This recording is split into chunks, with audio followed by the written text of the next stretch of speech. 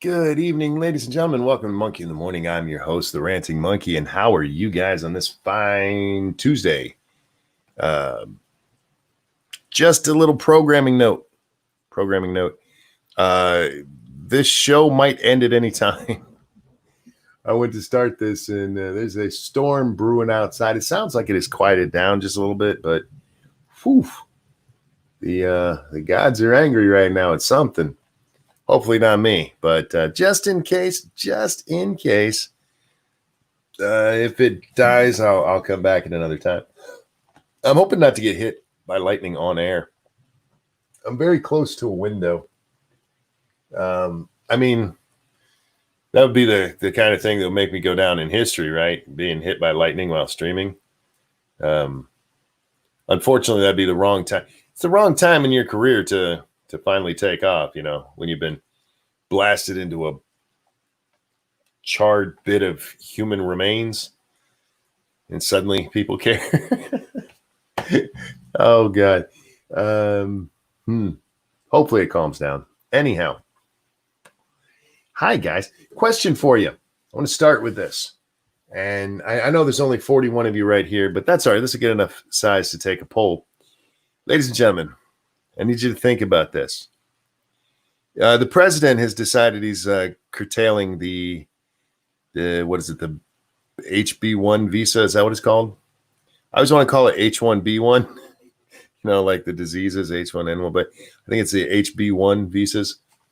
He wants to help the U.S. economy by stopping foreign workers from coming in and taking jobs from Americans. The bastard. Google and YouTube, they're both opposed to this. They both came out and wrote tweets today expressing their love for the immigrants. And I need to be clear on this. I like immigrants. I like immigrants because they come over here for the most part. Legal immigrants come over here and they like our country.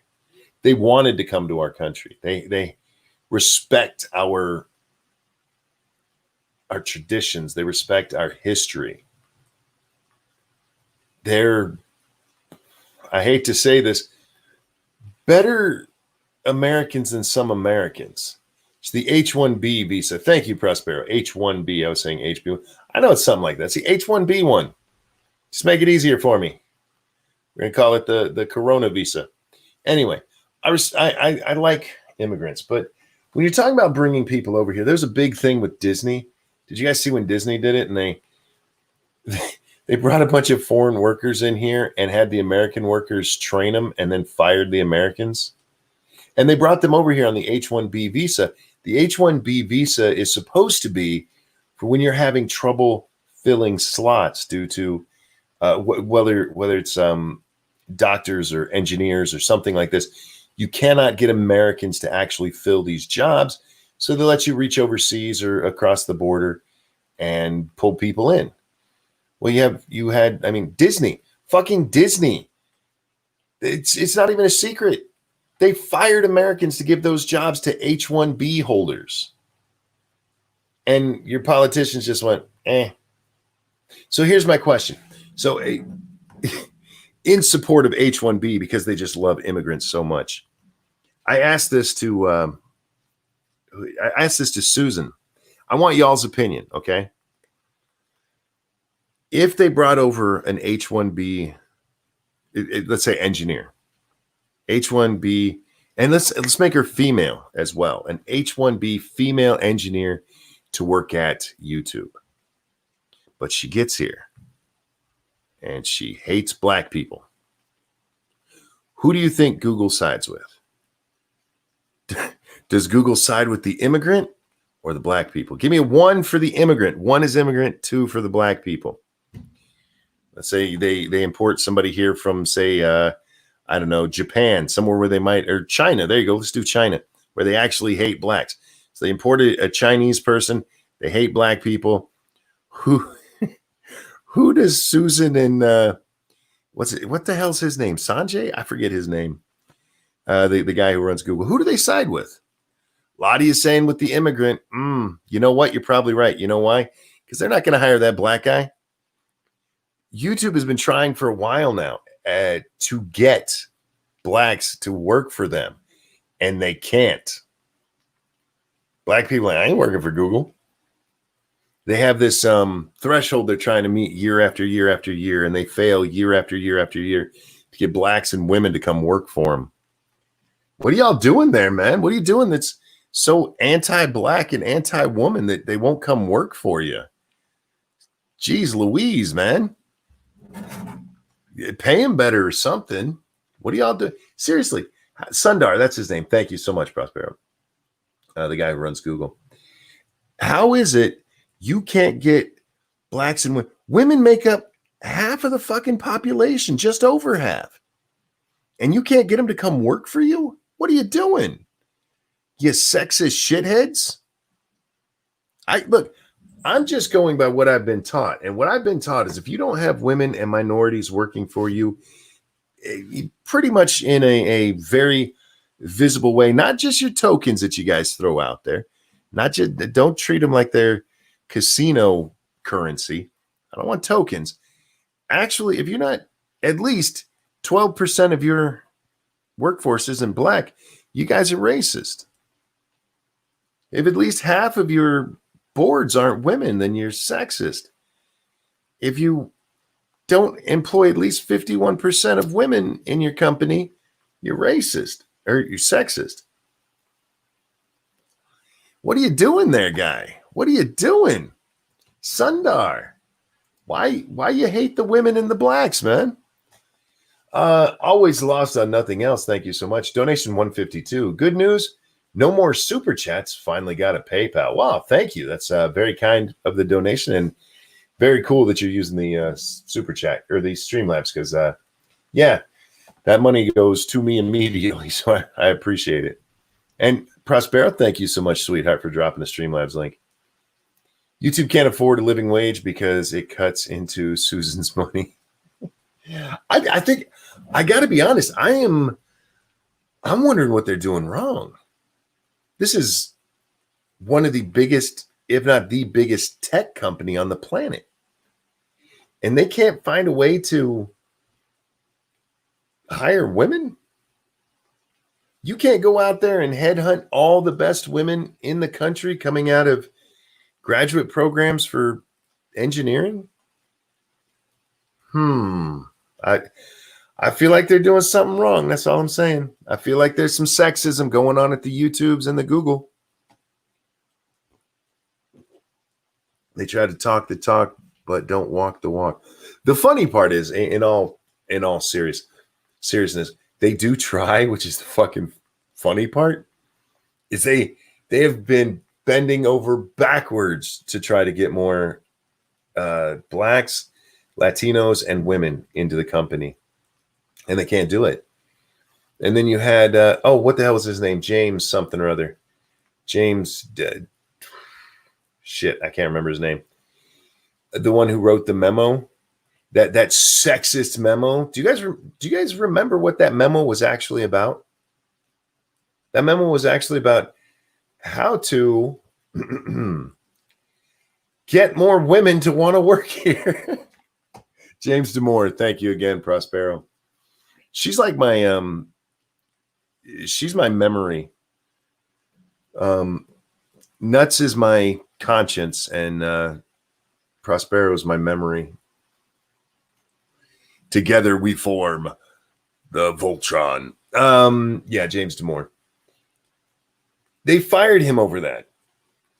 He questioned the nonsense that they were doing and was like, look, studies show that women are more into X, Y, Z. This is how they work. Sorry if you guys just heard noise there. I was moving my mic. Anyway, he's like, these are ways, proven ways. These are studies that have been done to show that if you want women to work here, that you do this stuff because women are this way. You sexist son of a bitch. He was actually trying to help them get more women there.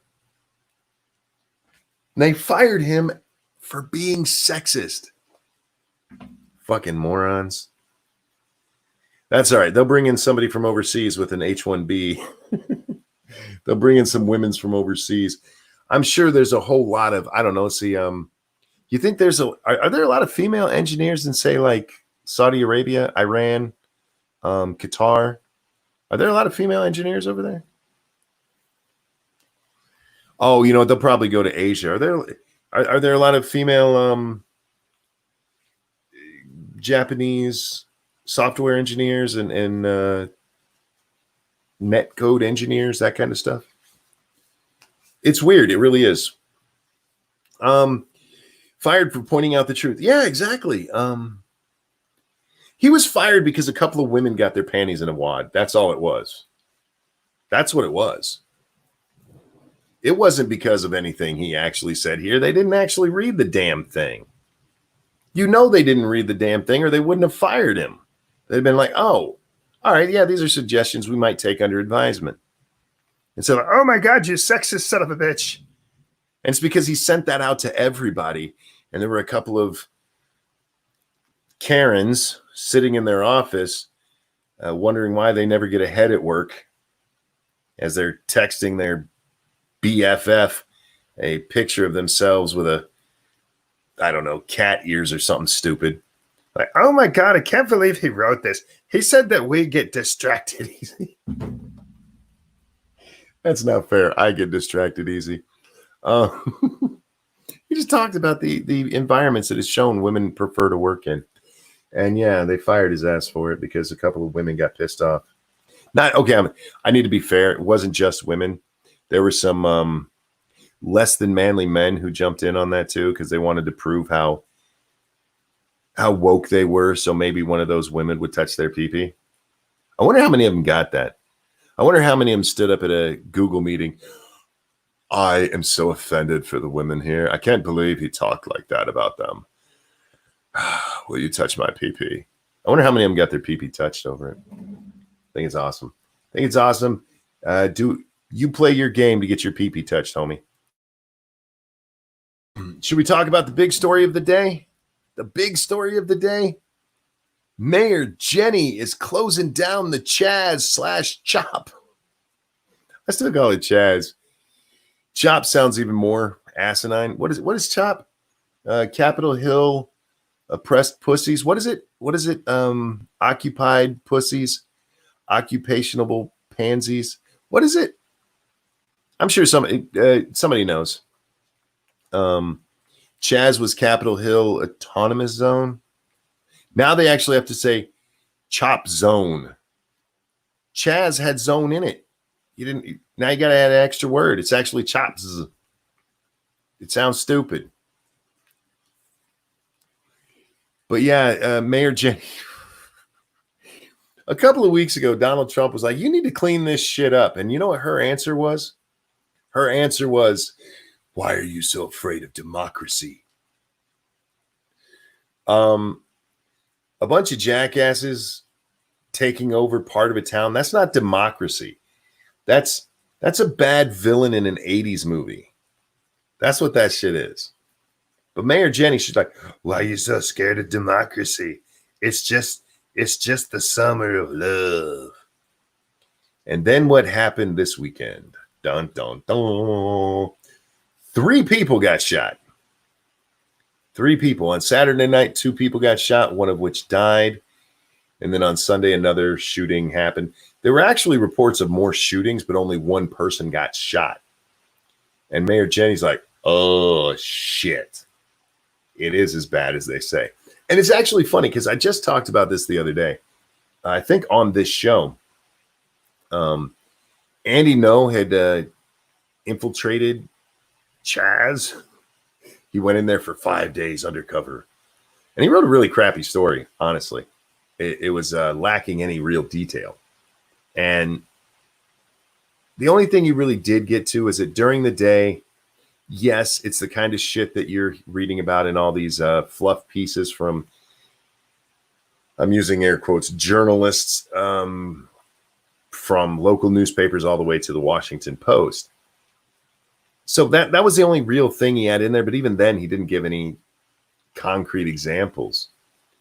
And when he tweeted it out, some jackass was like, you don't even know what you're talking about, and linked a Rolling Stones article titled "What You're Hearing About CHAZ Isn't the Truth" or something like that. I may be paraphrasing the title a little bit, but basically what they were saying is that if you'd heard anything bad about the Capitol Hill Autonomous Zone, that you were being lied to.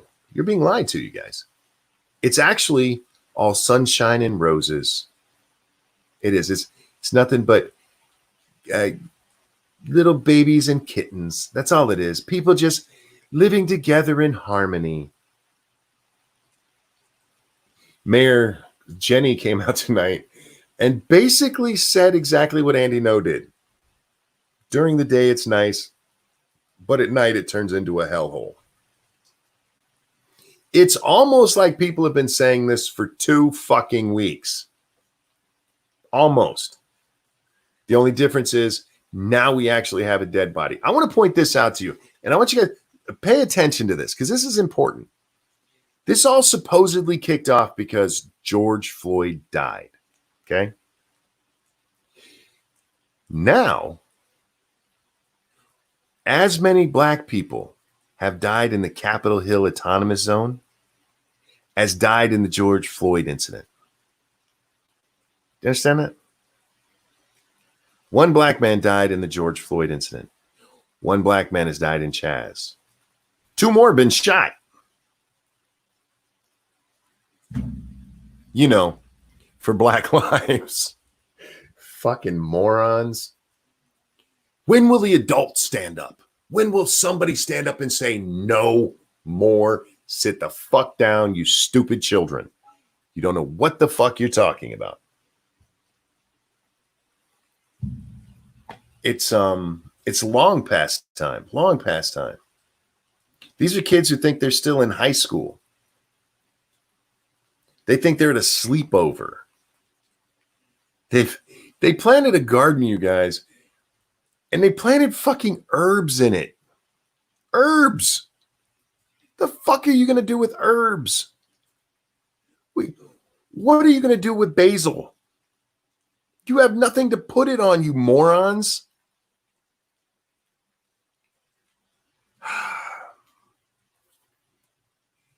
They planted flowers in their gardens. Flowers. Chicago Mike, thank you. Welcome to Lord of the Flies. It's not even that. At least in Lord of the Flies, there was some kind of organization. This is a shit show. They got a warlord who's not even worth it. He's not even a good warlord.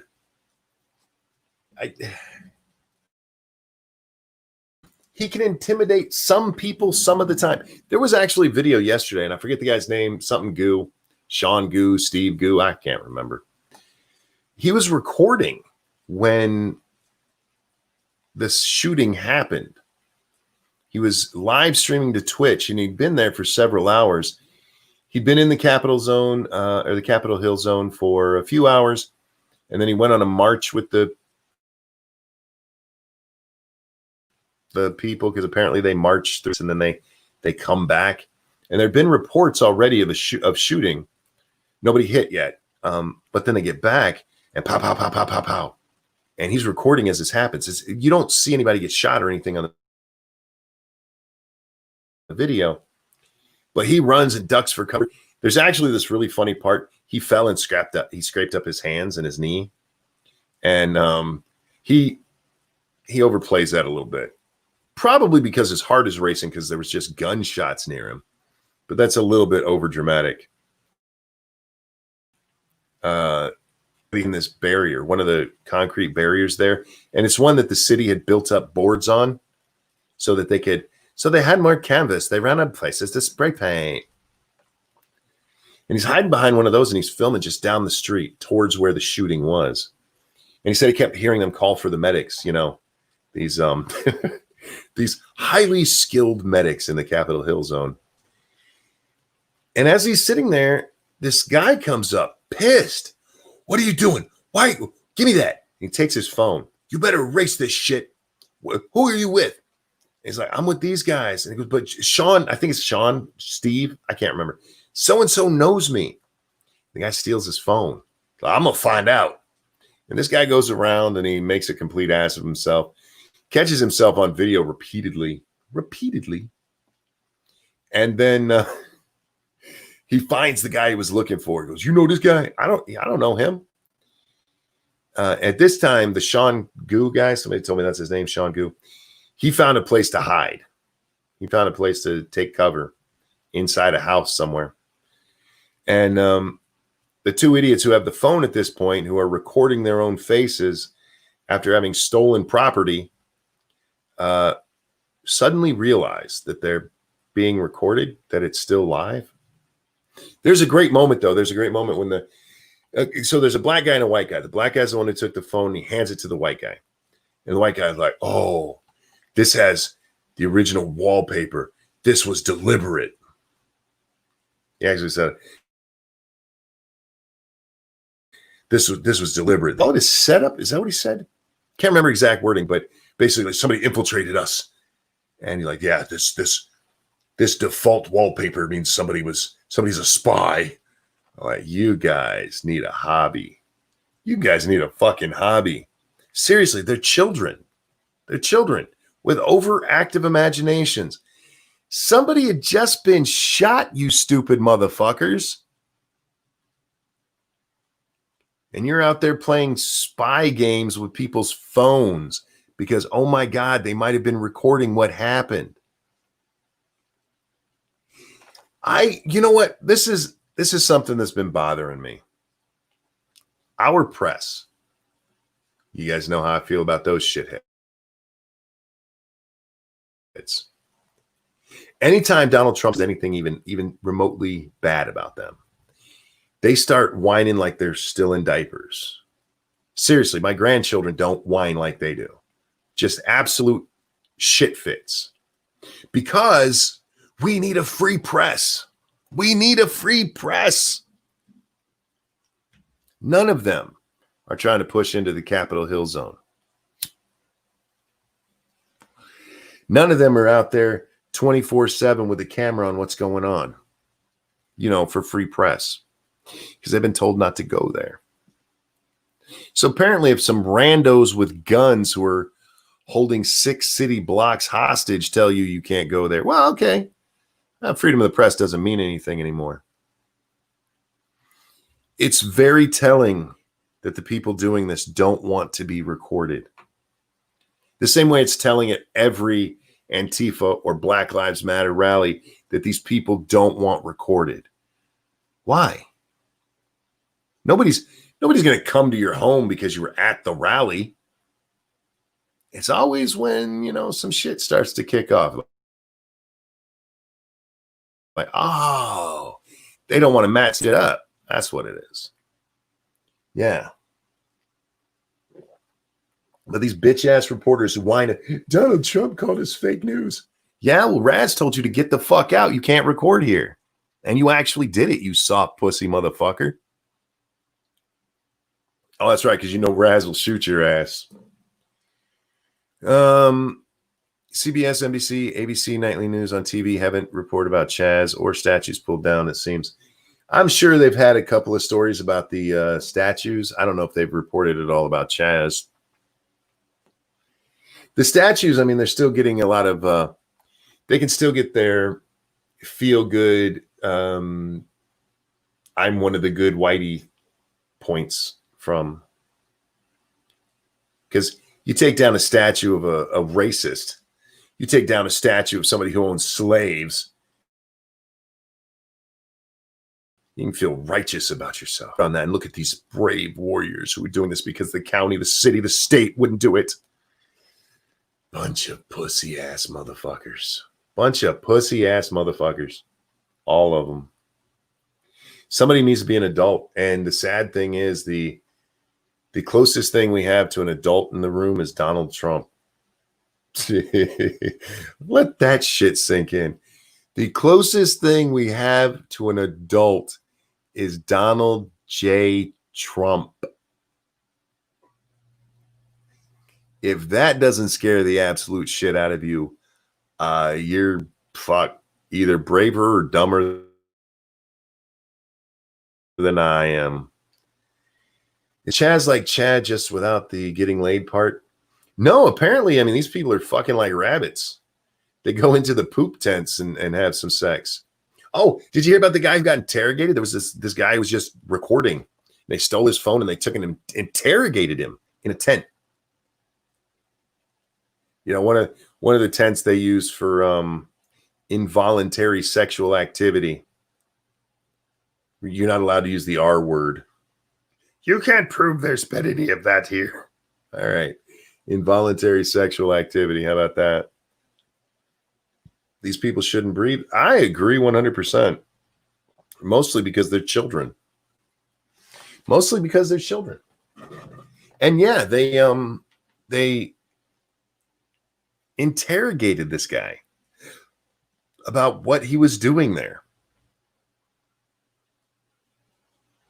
because he was recording. That was his crime. And that's how they think, you know, get rid of the police. You know, the ones who aren't allowed to take your camera from you and tell you can't record. These guys are going to take your camera and interrogate you in one of their poop tents or their rape tents, whichever one is free at the time. These fucking people, man. Oh my, they're disgusting, shitty hippies, little commie fucks. Well, 2 crimes, recording and being white. Well, there's that too. There was a shooting in Atlanta, right down by the Wendy's where Rashard Brooks got shot by that police officer. There was a shooting last night, tonight, one of the two. And when the police showed up, one of the police officers was white, and the crowd that was there chased him into his car. They didn't run after him. They just slowly pushed him into his car and told him white people shouldn't be there right now. And the other cops are going, are you fucking kidding me? Yeah. Were you not a child when you bred? I was 17, but was I a child? Chronologically.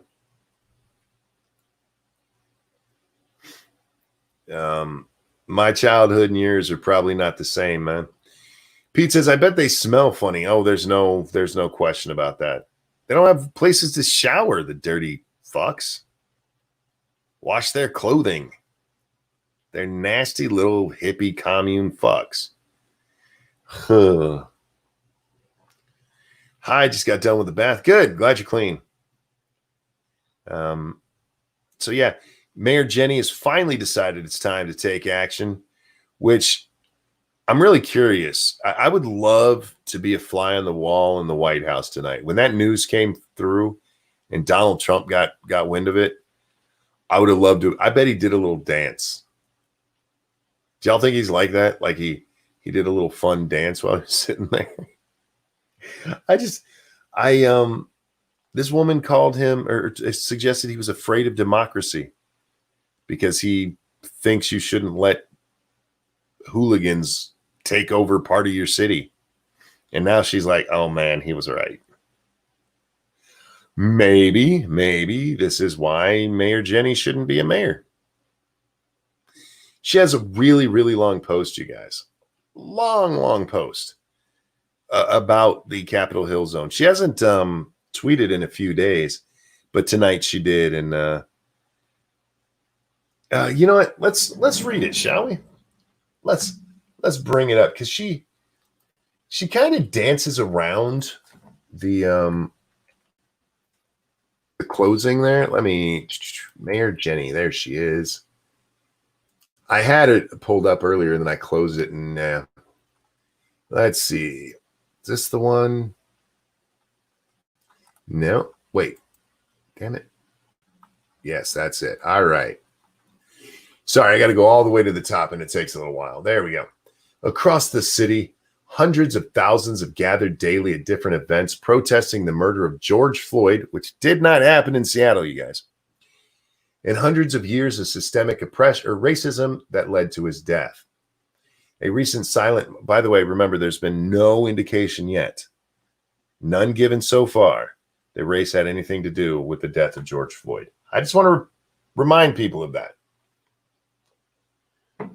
A recent silent march had nearly 85,000 peaceful attendees whose message was clear. We need change. At the same time, tens of thousands of people have been gathering in Capitol Hill for nearly 2 weeks to continue their protest, to build community and demand change. During the day, it has been a place for healing, education, and community, but it's very different at night. In the past 2 nights, 3 different people have been shot.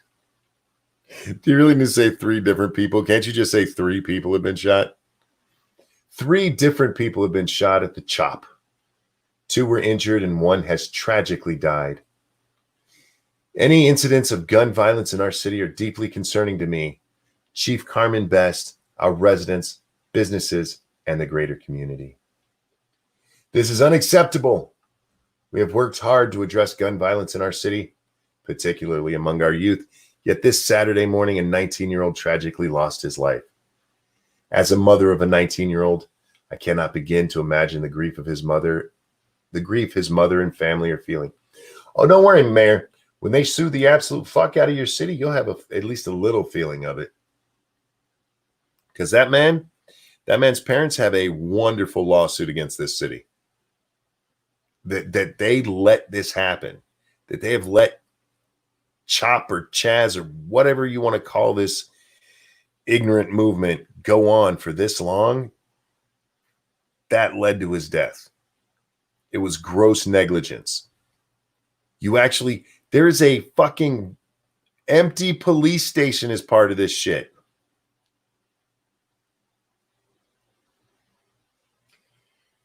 While we believe community and demonstrators can and should continue gathering peacefully on Capitol Hill, the disorder, violence, and impacts on businesses and residents threatens to derail the CHOP critical message calling for justice, equality, and systemic reform. Now, there's more to this than just the shootings, guys. If you think this has anything to do with the shooting, her writing this, I guess I got a bridge to sell you, but we'll get to that later. Back to Mayor Jenny. In recent days, the city of Seattle has deployed community resources to both de-escalate tensions in the CHOP and connect people who are in need with services. We will continue working with community organizations to address community needs in and around Cal Anderson Park. You know what you weren't able to do? You weren't able to connect that young man who died in your streets with a fucking ambulance because the police couldn't get through. But you keep de-escalating those tensions there, Mayor. We've heard many say over the last 2 weeks that Seattle PD are not always the right department to respond in the case of an emergency, that we as a city need to respond with community-based solutions. We agree. Part of the 2020 and 2021 budgets will be looking at Seattle PD's culture and budget. Police should not always be first people on the scene to deal with every call for help. Not every 911 call requires someone with a firearm to show up. They're going to get people killed. This stupid shit is going to get people killed. We must deploy the right person with the right skills into a situation, like mental health specialists, domestic violence counselors, or addiction counselors. We must expand programs that follow these models, like SPD's Community Service Officers and Seattle Fire's Help One. Thank you, Cryptic. Jennies are just forest dumps. Oh, I get it, Jenny from I gotcha. But Chief Carmen Best has made it clear to me that for the short term, our police department will need East Precinct to ensure public safety and appropriately respond to more than 100,000 911 calls. In the near future, SPD will be peacefully returning to the East Precinct. But we will not lose sight of the future. Part of the plan to re-image policing should also include the long-term future of the East Precinct on Capitol Hill and how police and community resources are presented in our communities. On Capitol Hill and across Seattle, we need to have true community space with connections to community-based organizations, health clinics, and restorative justice programs. That will help us move forward together to dismantle generations of systemic racism in our city. Well, there you go. The mayor thinks there's generations of racism in her city. How long has Mayor Jenny been there? Not just as mayor, I mean in Seattle. Is she one of those old racists? I'm betting she is. They're going to get people killed. Just take that part of they want to send domestic abuse counselors in for domestic abuse calls. Are you kidding? Are you out of your fucking mind? These are volatile situations. And you're going to send somebody in there who's going to be like, Gary, I need you to calm down right now and tell me how you feel. That bitch going to get shot. And yes, I understand I'm being a little bit hyperbolic there. But there's a reason the police go in there. Because it's a dangerous fucking situation. Cameron says counselors won't show up without police backup. Well, if there's no police backup and that's their job, that's what they'll do. Or they're going to have to quit. If it's me, I quit. I'm not going to fucking to Kenny's house to solve a fucking domestic violence complaint. Like, I'm going to need you to sit down. Put the beer down. Gary, have a seat. You're being a little aggressive right now. Bitch gonna get shot.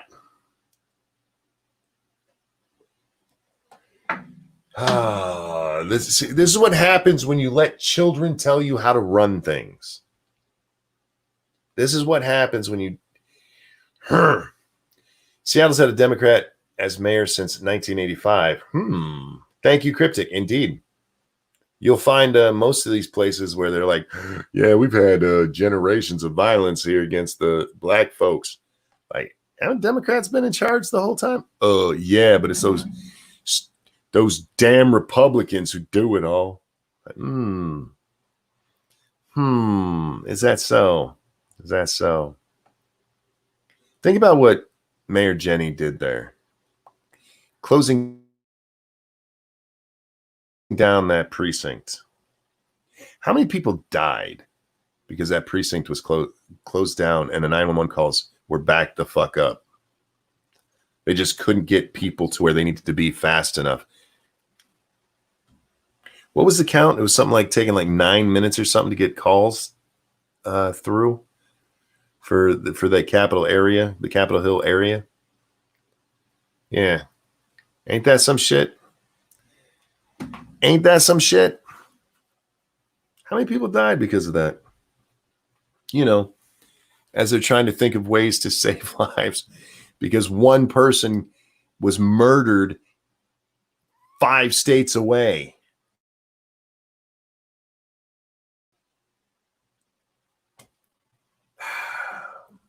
We need systemic changes here. Why? What happened? What systemic problem was there? This is what I've been talking about this, and I don't mean to keep beating the drum, but unless you can point to the problem, point to the actual problem. Well, we need better police training. Okay, point to the actual problem. They need to learn to de-escalate. All right. Which situation? Which one needed de-escalated? You want to talk about Mr. Brooks down in Atlanta? Those police officers, the whole fucking thing was de-escalated until they tried to arrest the man. And then he freaked out. What do you do at that point to de-escalate? You talk about George Floyd? There's no de-escalation to have there.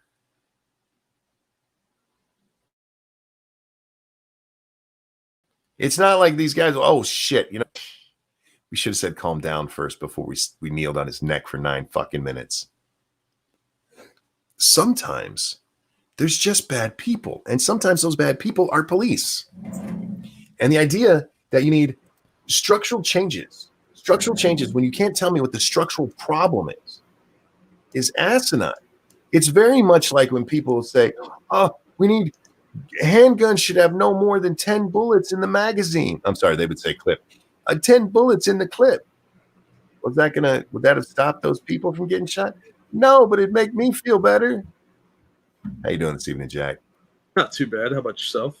I'm in a mood. Apparently, you're all fiery. I'm tired of stupid, man. Ugh, buckle in. It's going to get worse.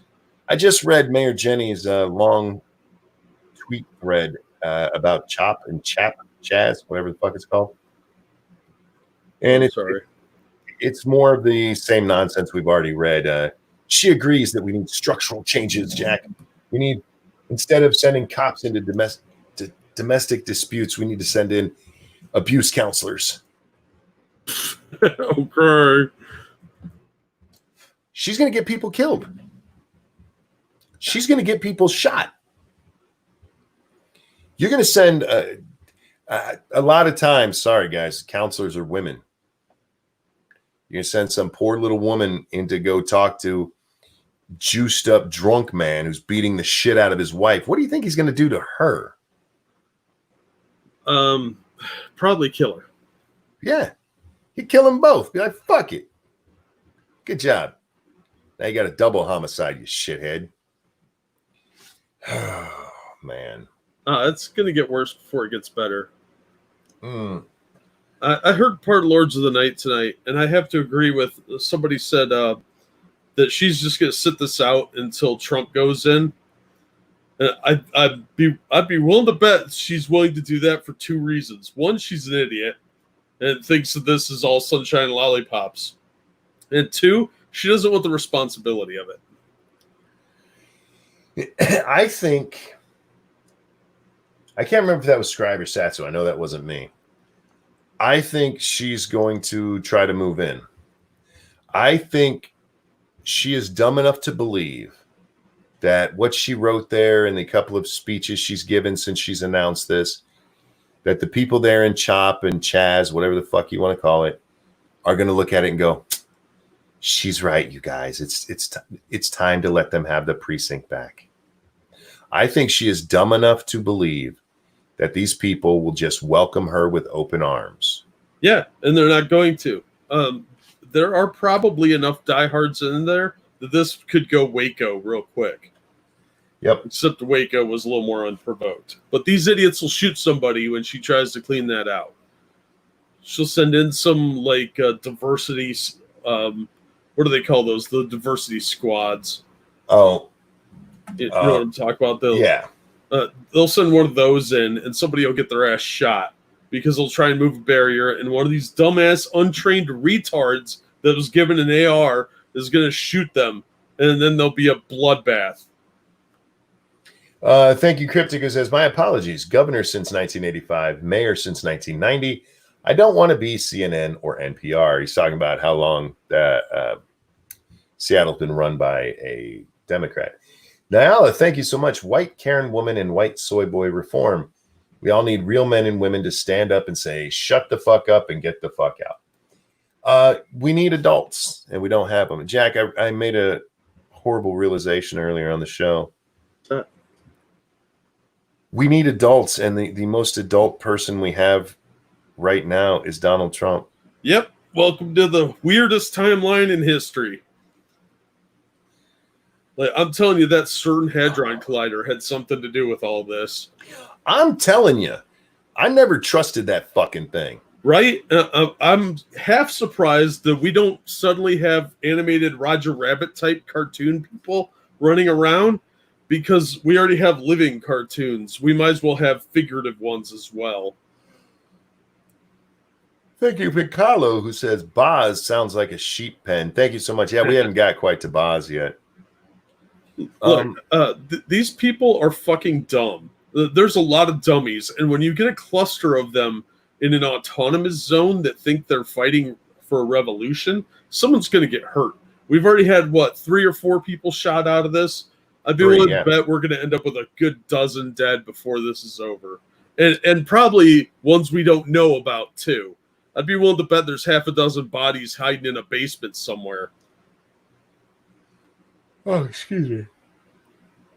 I wanted to point out that this mayor, despite what she said there, she did not decide to close down Chop Chaz because of the violence. That's nonsense. And you get a little tiny hint of it when she's in her tweet thread there. There was a company that pulled out tonight, Jack, or this morning. They are an investment company with over $1 billion to spend that they were going to spend in Seattle. And now they're going to spend it in Arizona. Oh, I'm not surprised. Because they took a look at what was going on at the Capitol Hill autonomous pussies and went, oh, yeah, we're not spending our money here. No, why would you? You're going to invest in a bunch of buildings and infrastructure, and some asshole hippies are going to come over and shit all over it, the figurative and literal, put a bunch of murals up and seize it whenever they want. I mean, look at how much stuff they've destroyed. That entire neighborhood is going to have to be deloused for like a month straight. Not to mention paint removal. You're going to have to flush all the bums out again. The precinct is probably going to require millions of dollars in restructuring to repair everything that these assholes have broken. You can't tell me they haven't been destroying everything they're in contact with down there. It's going to cost a fortune, and that's going to be tax dollars. I know Seattle's a pretty wealthy area, but these idiots have destroyed quite a bit. Thank you, Watson. The Seattle Safety Council will be moving in with vegan burgers to lure out the protesters. Yeah. Whenever you have something called a safety council, I'm automatically suspicious of them. That sounds like a money dump. Yeah. Shit, guys, I'm so sorry I've started yawning. It must be that time of night. Meta said there were some TikTokers that found a collection of body parts near CHAZ. That's not terrifying at all. Cryptic, thank you. They will ask for a bailout like Minneapolis did, and they'll be told no. I hope they're told no. Fuck them. Pay for your own mess. You idiots did this. You pick up the pieces. Clean your own room. Typically, we do not pay on the federal level for rioting. No, you do that for like natural disaster. Yep. This is not a natural disaster. Communism is a disaster. It's just not a natural one. This whole thing pisses me off. I'm surprised there are fewer people in this thing than there are. I thought there would have been a flood more of these lazy freeloaders. But I'm not surprised people are getting killed. It's predictable. I'm pretty sure we predicted this would end in tears. Yeah, I'm actually shocked it took this long for people to start dying. Well, that's why I'm saying I think there's bodies hidden around. So it doesn't surprise me some body parts were found. I would not be surprised one bit if there were 5 to 10 dead bodies hidden in buildings or chopped up and thrown in the river or something. I just want to read this real quick. Coronavirus pandemic or not, an investment advisory company is leaving the cultural unrest in Seattle and moving its headquarters to Phoenix's Camelback corridor. Quote, the unrest that is taking place in the city of Seattle, there's really not a downtown business community today. Smead Capital Management President and CEO Cole Smead told KTAR News. Smead said that although taxes in Seattle are lower, candidate recruitment is harder and the cost of living within the city is more expensive than Phoenix. We're hearing rumors of a 40-story building that will only be 20% occupied by October. My biggest concern for Seattle was that business community is going to come back too, and what kind of businesses are going to come back for customers. My colleagues can pick the socioeconomic rung of life they want, live their lives, build their households, and have a family if they'd like. Where we're coming from just wasn't like that. In other words, Seattle's a shithole. Investments moving out. Good luck. Chauncey Stewart, thank you. Trump, sorry, Jenny, we don't negotiate with terrorists. Right? Yeah. Seattle, I mean, there's a ton of money in that city. Oh, yeah. But there's a lot of major industry there. So they've got the cash. I don't think we need to bail them out. This is how cities die. Yeah. Well, $1 billion is a lot of money to lose. It took LA a decade to come back from the Rodney King riots. A decade.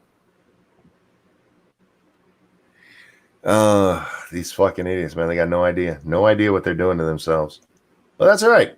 Mayor Jenny's in charge. I'm so fucking offended her Twitter name is Mayor Jenny. That's because she's emotionally a 10-year-old, probably. It is quite literally at Mayor Jenny. Like, all right. Seattle will never fully recover from this. Probably not because of the culture they have there. They're communist bullshit. Well, that's all right, man. As people get killed, the blight will set in. People will move away. And in a few years, it can be Detroit.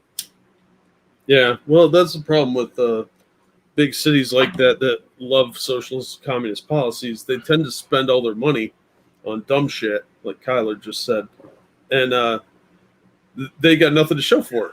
Mm-hmm. So they piss away all this money, and they expect to be bailed out. It's not a matter of will you please. It's no, you're supposed to. Yeah. They're like little kids with their hand out for their allowance, and they expect an advance. That's not how it works. Eugene in chat says, from Seattle, can't confirm. Y'all are right. Move, motherfucker. Yeah, get out of there while you can. That place is going downhill. It's sad, too, because Seattle used to be a really beautiful place, but yeah, whenever you get a large, like, dirty hippie population with lots of homeless, you're in big trouble. Because the homeless especially are a big indicator for me that the city's going downhill. The more bums you have, especially with nice weather like they have, it's not going to end well. Because you'll just get more and more of them if you don't handle that. Same thing with hippies. You got to control that population. Tazzy says, to be fair, her Twitter couldn't be named Jenny the Stupid Bitch. Fair enough. Yeah, that would be kind of a dead on the nose sort of incident. Real quick, thank you, Atheist Icon. This is a small donation from me pawning some of my father-in-law's gold. I feel kind of bad because this was gold that had survived, quote, the, end quote, extermination camps. Hey, at least we both benefit. Thanks, Atheist. Massive says, Jimmy Kimmel's being canceled for a 2009 interview with Megan Fox, where she talked about being made to perform in a bikini at 15, and Jimmy joked about it. Jimmy's being canceled for like several things right now. There's also a clip apparently where he was doing a skit as Snoop Dogg, or was singing on something with somebody being Snoop Dogg. I'm not real clear on the details, but he used to do Charles Barkley. No, in this though, it was the specific Snoop thing, and he drops a few N-bombs. Oh, there's a shocker. Yeah. So yeah, Jimmy's on. Jimmy was smart and took a vacation right as all of this shit's blowing up. So by the time he comes back, nobody's going to care. Purple Pill perspective. Thank you. Mayor Jenny is like a kid who has her hand out for candy after watching the dog crap on the floor. Yeah, pretty much. I'll get in trouble, Jack. She's a female politician. Well, this is why you don't elect women. They're saying Karl Malone. My bad. I could have swore he did Charles Barkley, too, in blackface. He probably did both. Am I kidding? Yeah, I swear he did Barkley. I could be wrong on that, though. Wouldn't surprise me if he did both, because he might have done both in the same skit, because he's an idiot, and he's not very funny. He's not, but he cries very well. Yeah, but so do women. They cry on cue. That doesn't make that a good thing. Trying to cover for you there, buddy. Look, what happened in Seattle requires an authoritarian response. It does. There are times when you have to go in heavy-handed. You have to spank the children and say that's not okay. Yes. And it's sad, but maybe that's necessary here. You know, it should have been done a while ago, and then it wouldn't have been to this point. If they had done this early on and removed the barricades, it would have been a lot easier. They wouldn't be as entrenched. They wouldn't be armed, and it could have been handled a lot quicker with a lot less problems. Now it's going to be a bloodbath. Somebody's going to get shot out of this, and I'd be shocked and amazed if nobody gets killed. Well, add more to the bodies. Yeah. I mean, when they were cleaning it out and like trying to get these guys out. Oh of no, here, I got you. Yeah, I'm telling you that somebody's going to get killed out of this because they've got enough anarchos and commies in there that hate the cops that they're going to take a shot because they've got guns now. They've got high caliber guns, and they're going to have to go in with a SWAT team and an MRAP, probably a couple of them, and there's going to be some bloodshed because you can't have regular officers going in there without special vests and everything to stop high velocity rounds. This is going to be ugly. I think what we're going to see, I think that they're going to just refuse to move. And the cops aren't going to be willing to move them. So it's going to be an impasse. You'll have a bunch of people standing at one of their borders, and what are they going to do? Hurt these people? Didn't they outlaw the use of tear gas? Yeah. There's like a moratorium on it for 30 days or 60 days or some stupid shit. I don't think the people in CHAZ will even have to fire a shot. They just have to stand there because they're not going to move them. Do you think they're going to arrest them all? I don't think they're going to arrest anyone. They're just going to tell them to move along. Yeah, so it's not going to change anything. If she's lucky, she'll be able to get a barrier removed. Yeah. But they don't need those barriers. They just need the people there with guns. Yeah, I don't think the mayor or the governor have the will to use force. Nope. If anything, the feds might have to go in, or the military, and do it that way. If they're going to remove them by force. But I would be willing to bet when this is all over that Roz is going to end up getting arrested for some kind of federal charge. And it'll be all hushed up and quiet because CNN won't want to cover it. Real quick. Thank you, Nyla. You're on MITAM. Or MITM. I like MITM. I like you on MITN. I love MITM. I love you on MITM. Well, thank you. That's very nice of you. I think we should switch gears, Jack. You ready for some stupid in your life? Generally not, but, go. And now that you talk about race, what do you think the Latinx community should do to stop racism among them and among other races? Yeah, well, the first thing that's so important is for us to talk about racism within our community and how we are both impacted by racism in the United States and across the world, but also how it exists within our own Wait for it. And it's coming. A lot of times I'll hear people say, okay, this is about Black Lives Matter. What about Latinos? And I always say, okay. I hate how she does that, and I hate how people do that in general. Yeah. She has no accent. Latinos. No. Like she's just crossed the border. It sounds insulting. But okay. Wait for it, Jack, because and thank you, Cryptic, who said, oh, for fuck's sake, they want to rename Columbus, Ohio. Indeed they do. Here it comes. Hey, Latinos are Black.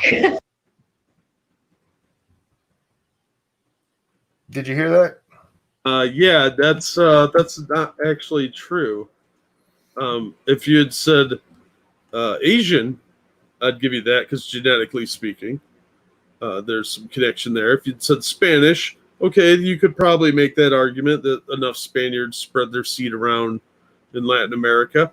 But Black, that's a bit reaching and pretty insulting. One more time. Latinos, and I always say Latinos are Black. we are Afro-Latina and Afro-Latina. Oh, I thought she said Alpha Latina. Afro-Latina. No, that's not a real thing unless you're mixed race. That's stupid. This is dumb. I told you. I asked you if you were ready for some dumb in your life. Yeah. You did say no. Yeah, I thought you were going to show me pictures of her naked when I saw her on screen. I was like, all right, maybe this is going to go somewhere fun. Real quick, though. Thank you, Frosted Glass. Found this money on a guy in Seattle. Thought you could use it. Don't worry about him. He's in a suitcase now. Mm. Wow.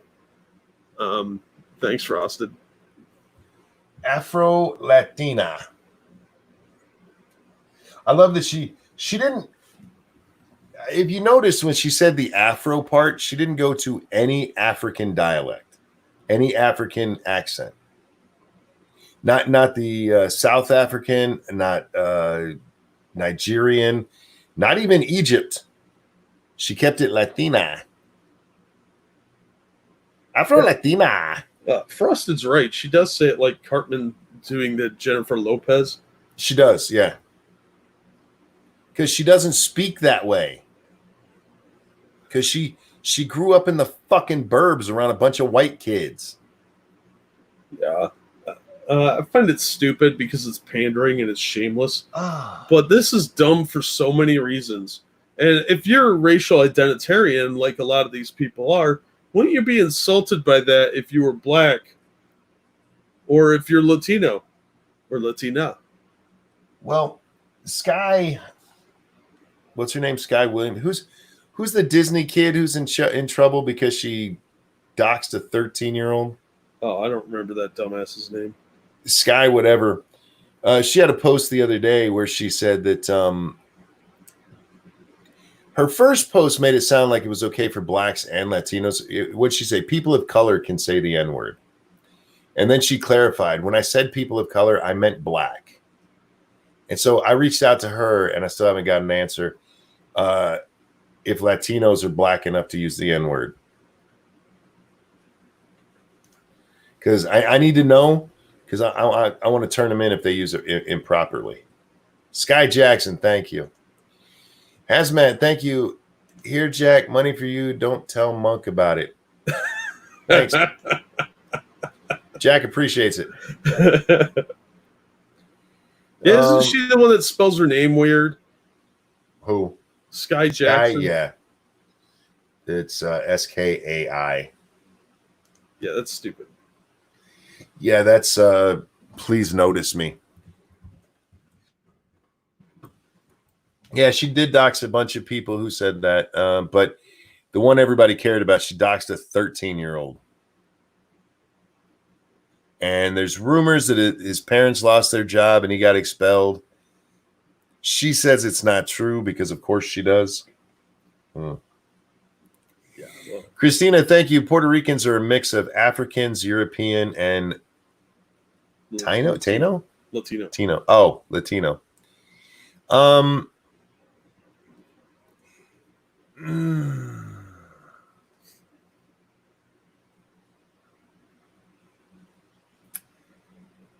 Yeah. I have a problem with that. That's an argument that was made to me earlier tonight, Jack. Okay, if you want to use that example, fine. Then Puerto Ricans, you can use that for Puerto Ricans. I still have an issue with it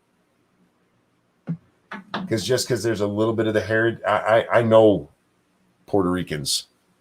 One of my best friends in school was Puerto Rican, and there was nothing black about him. And his mom is from the island. Man, she can make some beans and rice, dude. I don't know how you make beans and rice taste that good. Because that's all you have to eat in Puerto Rico. It's this fucking island in the middle of nowhere. It's wonderful, though. I don't know what she did with it, but that shit was good. Cryptic, thank you. Puerto Rico is 75% white. The idea that Latinos are black is asinine. Yeah, I would think if you did a DNA test, they'd come out more Spanish and Caucasian countries than they would African countries. They're going to come out Caucasian and Asian. Yeah, just like most Latinos. It's just because I'm sure there is a percentage that are African ancestry. That would not surprise me because it was a trading hub when they were bringing slaves over. But so was Cuba, and Cuba doesn't have. They don't claim black ancestry, as far as I've ever heard. No, just because black people speak Latina or grow up somewhere. I mean, by that estimation, then blacks are European. Because there's black people who live in European countries. See what I'm saying? Yeah. I think this whole racial identity stuff is nonsense anyway. It is. You still have to live with people. It doesn't matter what their skin tone is. Unless we're bringing back slavery, which at this rate, they might be pushing for. Yeah. Monkey, she just wants to piggyback on the impression points.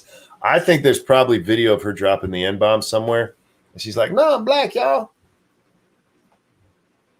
Do you remember her up there talking to the black women, trying her best to sound black? And she didn't sound black at all, unfortunately. Yeah. Well, neither does Sean King, but that's true. That's true. Just throwing that out there. Speaking of him, oh my God, Jack. That motherfucker had the nerve to come out today and say that all the white Jesus statues, which apparently there's a lot of white Jesus statues. The European, I believe, is actually the way he said it. What you meant was Jew, dummy. But all the European Jesus statues need to be toppled. Because go ahead. Real quick. Thank you, Evolved Potato, for the donation. That's really nice of you. I found this on the beach. I think it came from one of those boat people ships after it sunk. Well, they don't need it at the bottom of the ocean, so here you go. Thank you, Evolved. Jesus. These get darker all the time. Sean said that those Jesus statues are a form of white supremacy. Yeah, I know what he's talking about. Actually, he is referencing something sort of. Because the image... Oh, sorry, go ahead. Let me finish what he said, because he goes on to say, in the Bible, when the family of Jesus wanted to hide and blend in, guess where they went? Egypt, not Denmark. Tear them down. Yeah, because he was a Jew, and that's Middle Eastern. Yeah, because they blend in with everybody else in the fucking Middle East.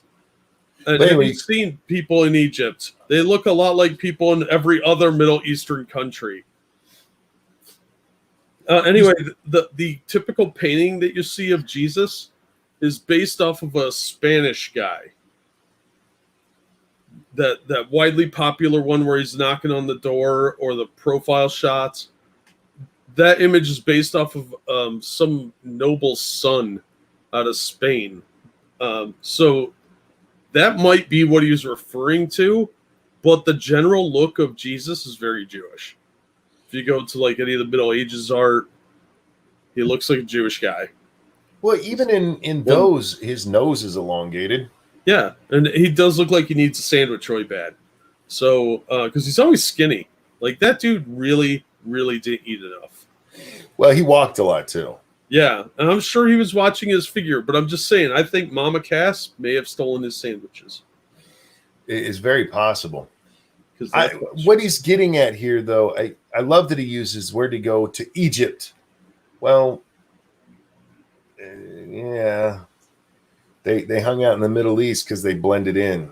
Yeah, there were Jewish settlements all over the place. They looked like people from those regions.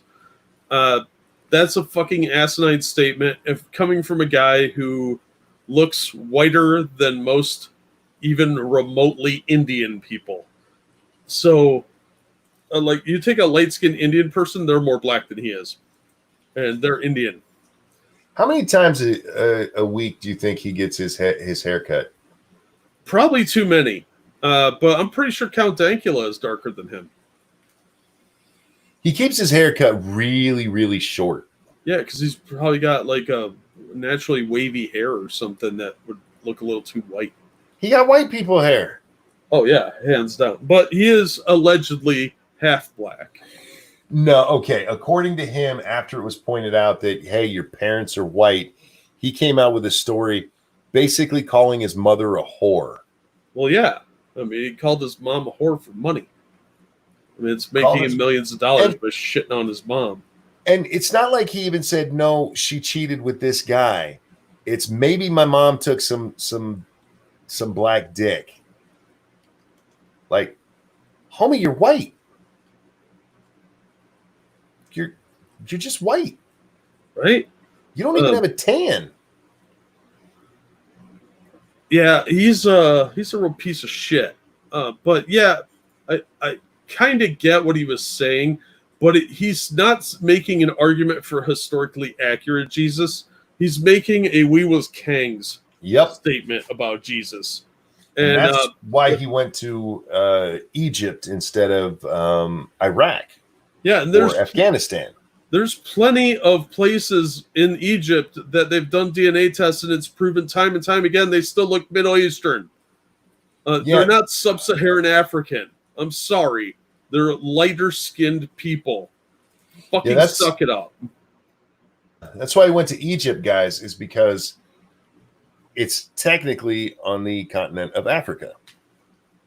And it's amazing. They've tried this time and time again, the We Was Kangs, that the pharaohs were actually black. It's amazing how Middle Eastern, even Libya, looks. I mean, all across northern Africa. Oh, yeah. They're all very light-skinned. Yeah. They're Middle Eastern. That whole area all the way up through Saudi Arabia and the Emirates and all of that whole fucking area over to Iran, what used to be called Palestine, which was never a place, it was an area. That whole area there, it's a region.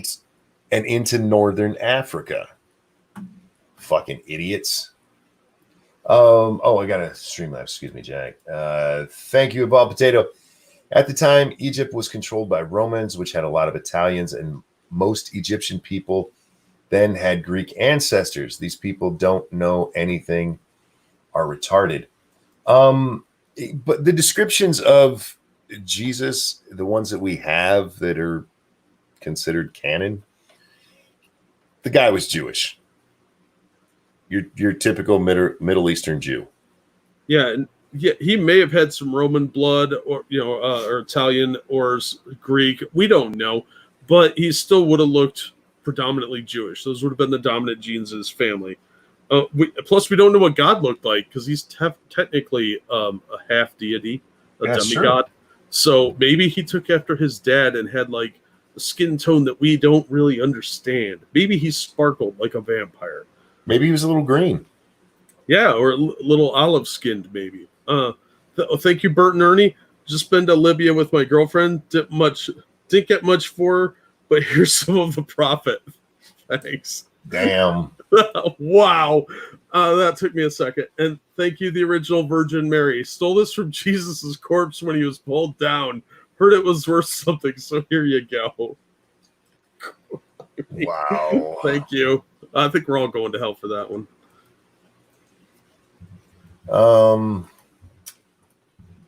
What else do I want to talk about? Oh, wow. Frosted just put up a picture from the AOC interview and put Jennifer Lopez over top. That's the Cartman character, Jennifer Lopez. My name is Jennifer Lopez. I like tacos and burritos. Yeah, you know what he's going to advocate now, and I'm expecting this to happen, is somebody's going to try and tear down Jesus the Redeemer in Rio, that big giant statue. That would not surprise me because people like Sean King, they don't let up. They'll push this as long as it's viable to them. I'm just showing this because it made me laugh my ass off when I saw it. It says how Antifa thinks they look. I'm going to describe it for the people at home who are not watching. It's a picture of Mel Gibson from Braveheart, and then how Antifa actually looks, and is a skinny guy in his underwear. Is he even wearing underwear? Riding a little children's pony, toy pony. They're not wrong, Jack. That is haunting. It's a little too real. Wow. Oh God, where are we? Okay, we've done the autonomous zone. What was this thing with Jesus that you were talking about today?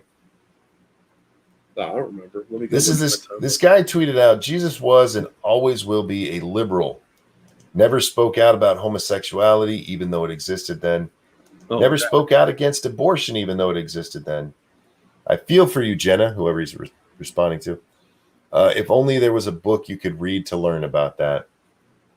Yeah, he was obviously referencing the Bible, and I commented that I didn't know that coat hangers existed in Jesus's time. Yeah, because that's how abortions. I'm sure I'm blocked by that asshole now, but he also forgets that the Council of Nicaea decided what was canon for the Bible. There are a lot of books that exist that were part of like the Gnostic tradition and various other sects of Christianity that have long since gone by the wayside that never made it into the Bible. There's the book of Judas, the book of Mary, the book of Thomas. There are a lot of different books out there, and some of them are really, really weird. Like the Revelation of St. Peter has a talking crucifix in it that appears after Jesus died, and it starts talking to the people. It's very bizarre, but it was part of tradition for other groups. Now, the Council of Nicaea said, no, we got to sit down and make a canon book that we can all agree on. And they did modify some of the text. It's been proven. They added paragraphs into certain books. And because the early version of those texts don't have that, like it's part of the section about Jesus coming back from the dead isn't in one of the Gospels. I think it's Luke. It's not in the original, but it was added. It's just 2 or 3 paragraphs. And of course, the Dead Sea Scrolls, like Cedric just pointed out, there are a lot of books that have been found over the years that are not part of canon by the Catholic standard. So when King James and Constantine and all those guys changed the Bible, they interpreted it different ways, and that's what we have today. The King James Bible is remarkably different than what a lot of people that were around in the first 100 years after Christ would have known as canon. So he's historically illiterate for saying that, and that annoys me because he's saying, oh, if only there was a book. Well, there's more than one book. Which book are you talking about? Are you talking about the Torah? Because that's only 5 books. Are you talking about the apocryphal texts? Are you talking about the main Bible? Because the main Bible has been altered. And which version of it? Exactly. There are different editions of the Bible. So I think him trying to own somebody on religion was frankly insulting and incredibly lazy. I just loved the part of it. People always do this when they're talking about Jesus. Jesus hung out with the prostitutes. Yeah, but he still thought they were going to hell. Unless they renounce their sinful ways, you were still not. Yeah, he would talk to everybody. He's still. Can you imagine these days walking up to somebody and going, "You're a homo? Well, you're going to hell." And then them go, "Oh, don't get mad. Jesus said so." And them going, "Oh, all right, cool." Why would you even bring up this shit? Because that's not an argument you would accept if you actually, yeah, Jesus still thought you were going to hell. Yeah, but it pisses me off because we don't know if Jesus talked about the gays or abortion. No. He did say all life was sacred. So maybe you could interpret that, but we don't know if he talked about those things because not everything was recorded. It's oral tradition written down. So maybe he did address those things and he talked about the gays and we just don't know. It's been lost to time. So that's a bullshit thing. Real quick, thank you, Jesus of Nazareth, for saying, Mom! Speaking of which, it's a good time to remind you guys, we're brought to you by you. Hit that like button, hit the share button, follow all of our channels down below, and throw money at us because we like to eat. I do like to eat, Jack. So Jesus is upset that his mom took some money off his body. That's what happens when you come back from the dead 3 days later. Should have cleaned up your room. Stuff. Yeah. Thank you, Cryptic. There's a lot of Jesus in Mexico. Indeed. Yeah, so I don't know. It kind of annoyed me for some reason that like it's like you could watch a couple documentaries on this, read a copy of Jesus Interpreted. There's a lot of different things you could have gone with this instead of trying to just do a lazy hot take is pathetic. He's just out there to, show up this woman who obviously doesn't know her Bible.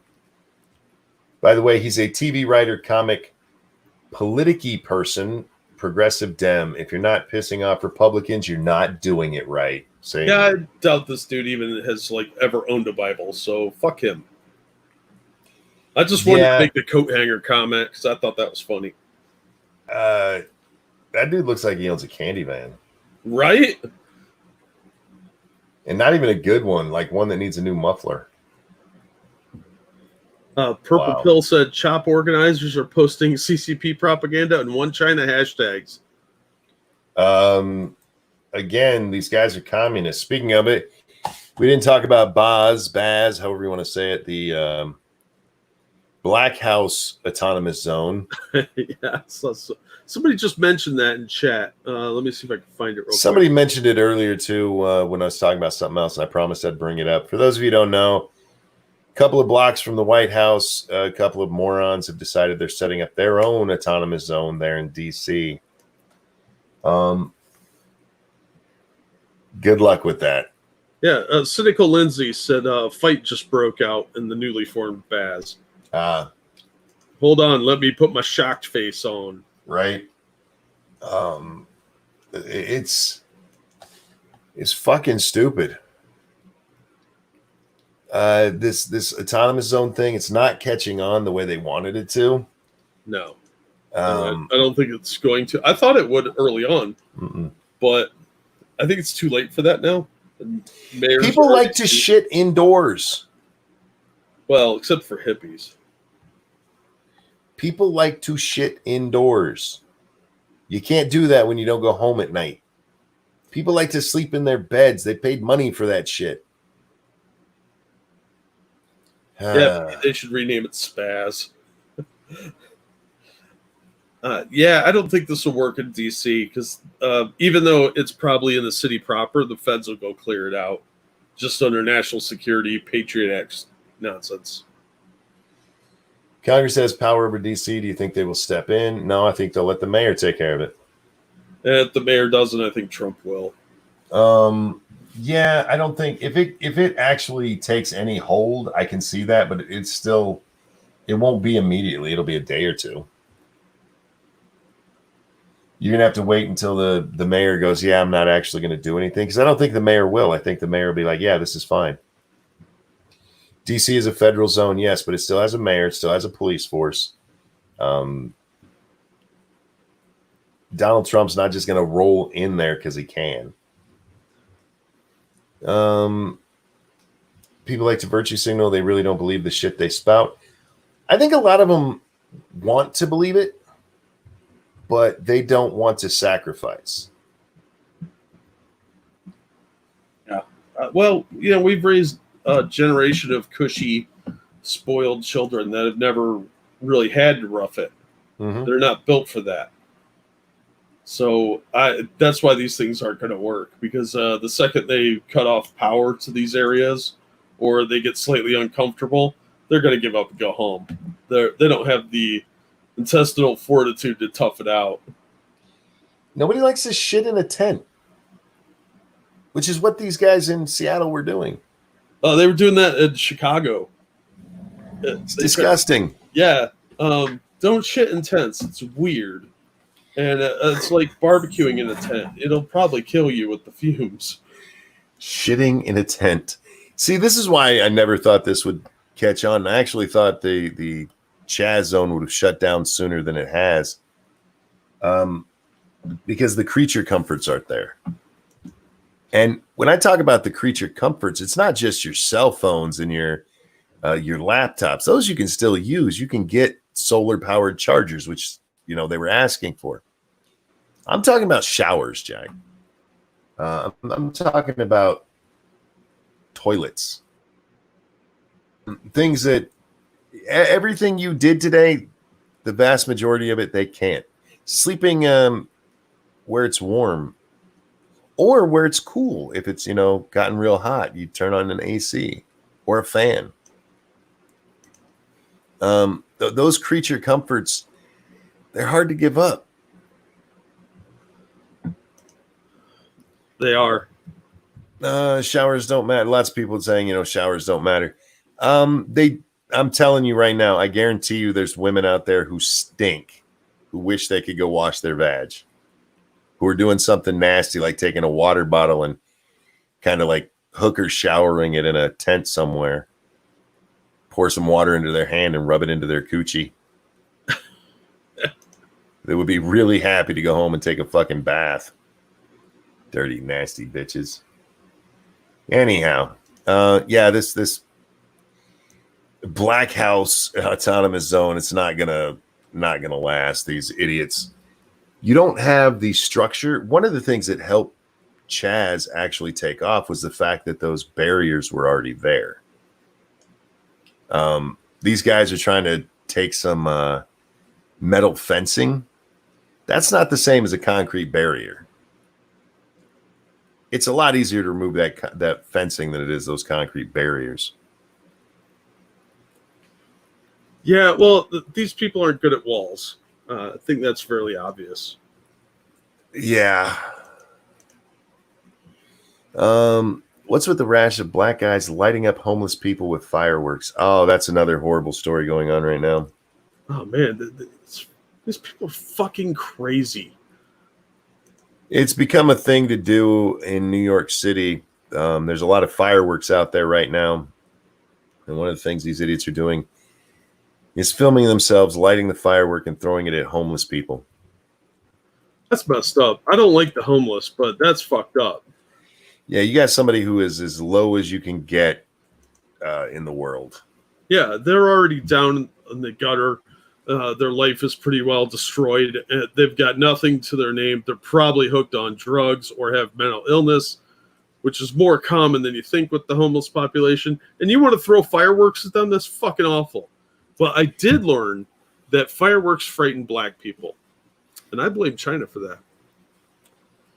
It's probably on purpose. There's a lady running around saying, I don't know how, look, there's black people getting these professional fireworks. You can't just buy those. Like, yeah, you can. Do you not know what the internet is? Right? You've never heard of phantom fireworks. She got properly drugged for it. She's a lady that is in charge of the 1619 project over there at the New York Times. Oh, that dumb bitch. Yep. Is that Hannah Jones? Natalie Hannah Jones? Yes. Natalie Hannah Jones. I was trying to think of her first name. She apologized for it and said she shouldn't have retweeted it. But yeah, there's a theory that the New York Police Department are the ones actually firing off these fireworks. Yeah, to frighten black people. I'm like, bitch, they're filming themselves do it. Yep. But that's where we are, Jack. Fucking sad. It's the 4th of July, for fuck's sake. Yeah, I don't know about where you live, Jack, but up here in this hillbilly hellhole, I'm actually surprised we haven't started seeing fireworks. Usually mid-June all the way through August, it's just fireworks constantly. Oh, yeah. Yeah, there's chains of fireworks stores throughout the state. And they sell constantly from like June through the end of July, seems like.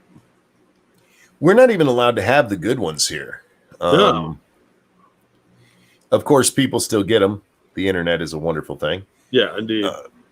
In Virginia, all you had to do was drive across the southern border and go into North Carolina, and there were fireworks stands set up right inside North Carolina. Like, yeah, those are for the North Carolinians. Yeah. It's totally not for the people from Virginia Beach who just want some big-ass fireworks. But you can still get decent ones here, and, man, yeah, just constant.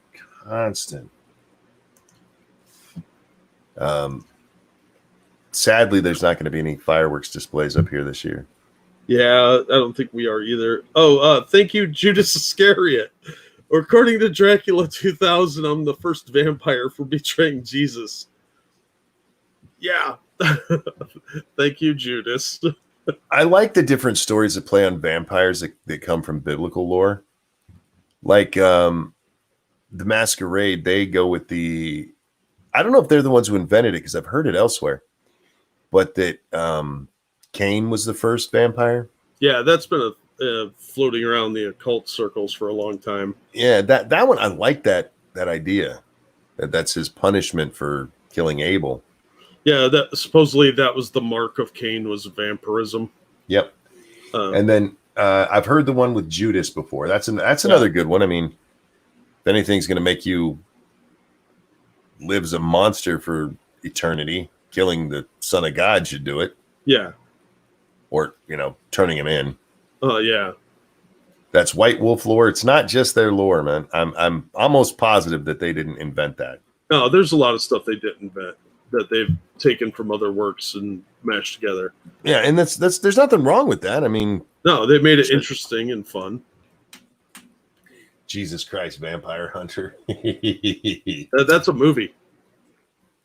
Is it really? Yep. I knew they did the Lincoln one. I didn't know they did Jesus.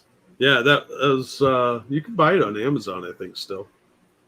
Yeah, I'm not gonna. Fine. I don't watch movies very often, Jack. I watch Married with Children. That's what I watch. And then when I go up for dinner, the last few nights we've been watching Impractical Jokers, which I could watch all day, every day. And then tonight my son was actually watching Mythbusters. And nice. I just watched what was on TV. But if I'm putting something on that's Married with Children, and I go to sleep when I'm watching it. There's something soothing about that show. Is this because it's a really good show? It is a good show. But no, I don't know. There's just something about it that I can easily fall asleep to it. Lilith was the first wife of Adam before Eve. Yeah, there's that. There's she's the mother of demons in Jewish lore. Not in the main text, in one of the I forget what they call the side stories. Mm-hmm. I'm really tired. No, it's fine, man. There's lore about the about Cain and Abel's wives as well. Yeah. Shit, I can't remember their names. Yeah, I used to read this shit a lot, I like occult stuff. It's why I got so pissed off, and why I still have not watched the latest Indiana Jones, is because I liked that it was all based on occult stuff. And like, we're gonna throw an alien at you. I'm like, no, I'm gonna skip that one. Shia LaBeouf and aliens. I didn't mind the aliens. Shia LaBeouf really pissed me off, but pretty sure I saw that in Transformers. Yeah, I didn't hate the movie. A lot of people did. I didn't hate it. It just wasn't the best one. I like the occult. That was a good hook for that franchise. You didn't have to go Ancient Aliens on it. You didn't have to, but Ancient Aliens are awesome. And if you're going to do that, they better be in the first Thanksgiving.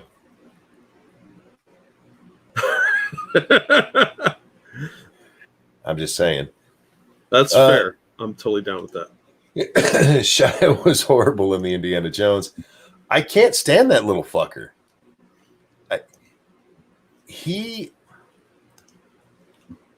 overacts everything. He always has, though.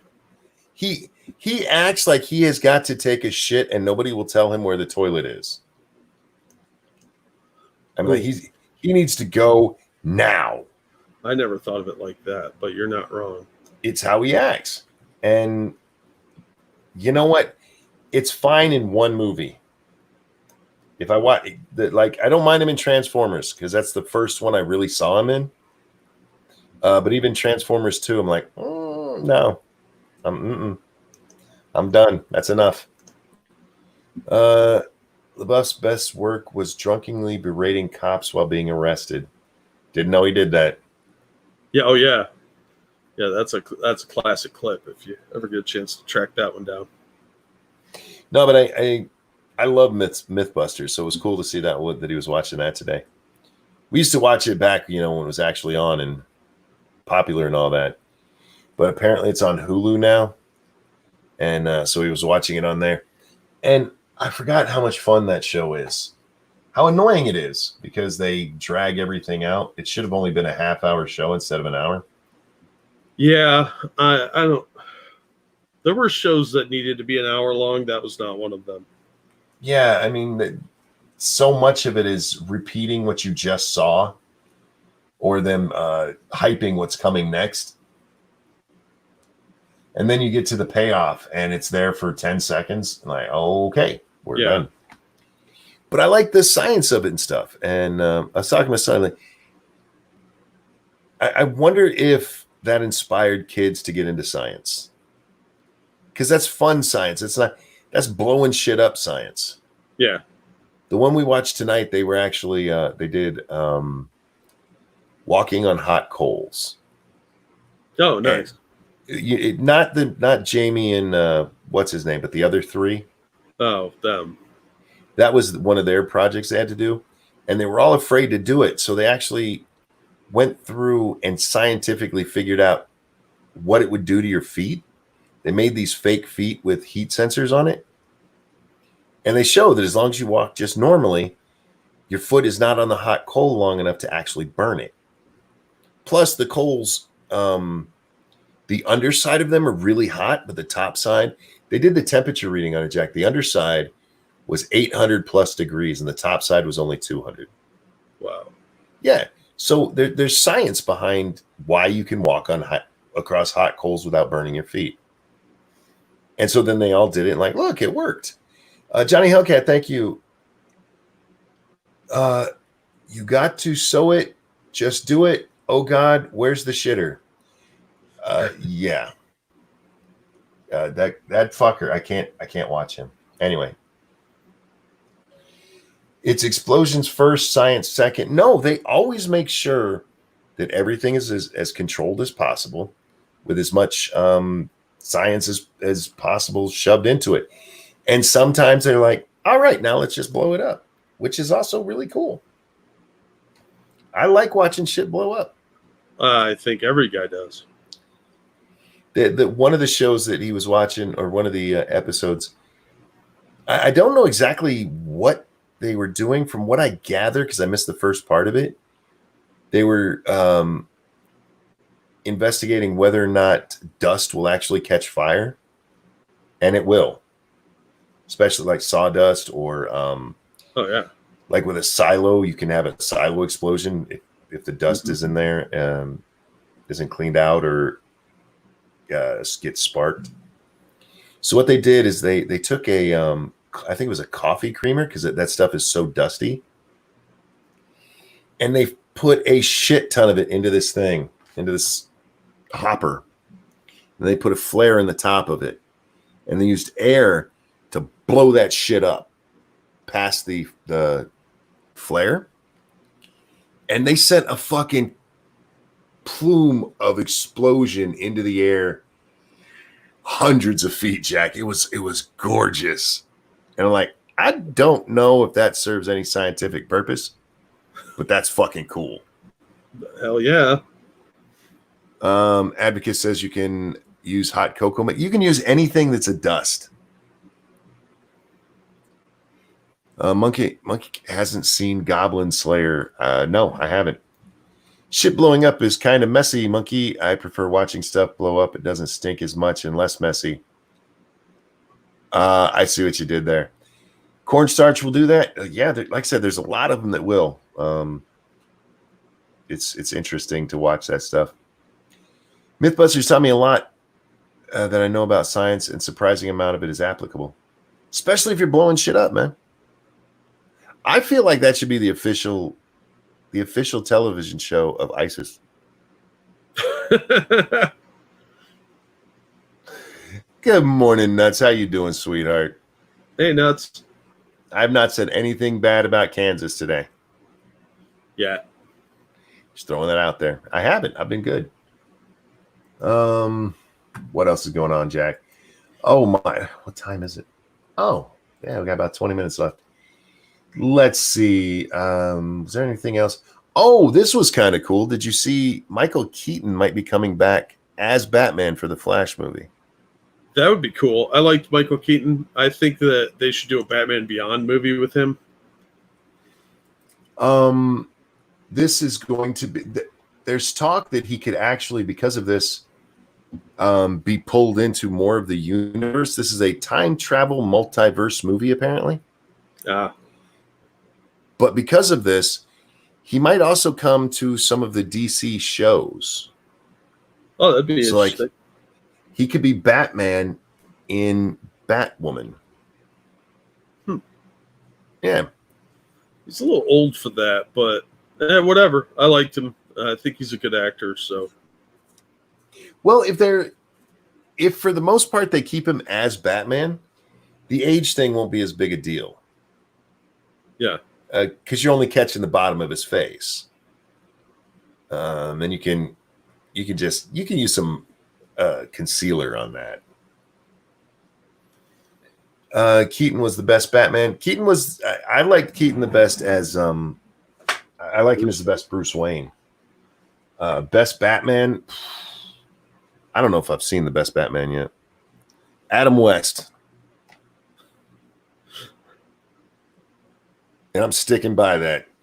That took some balls, literally, to put on that outfit.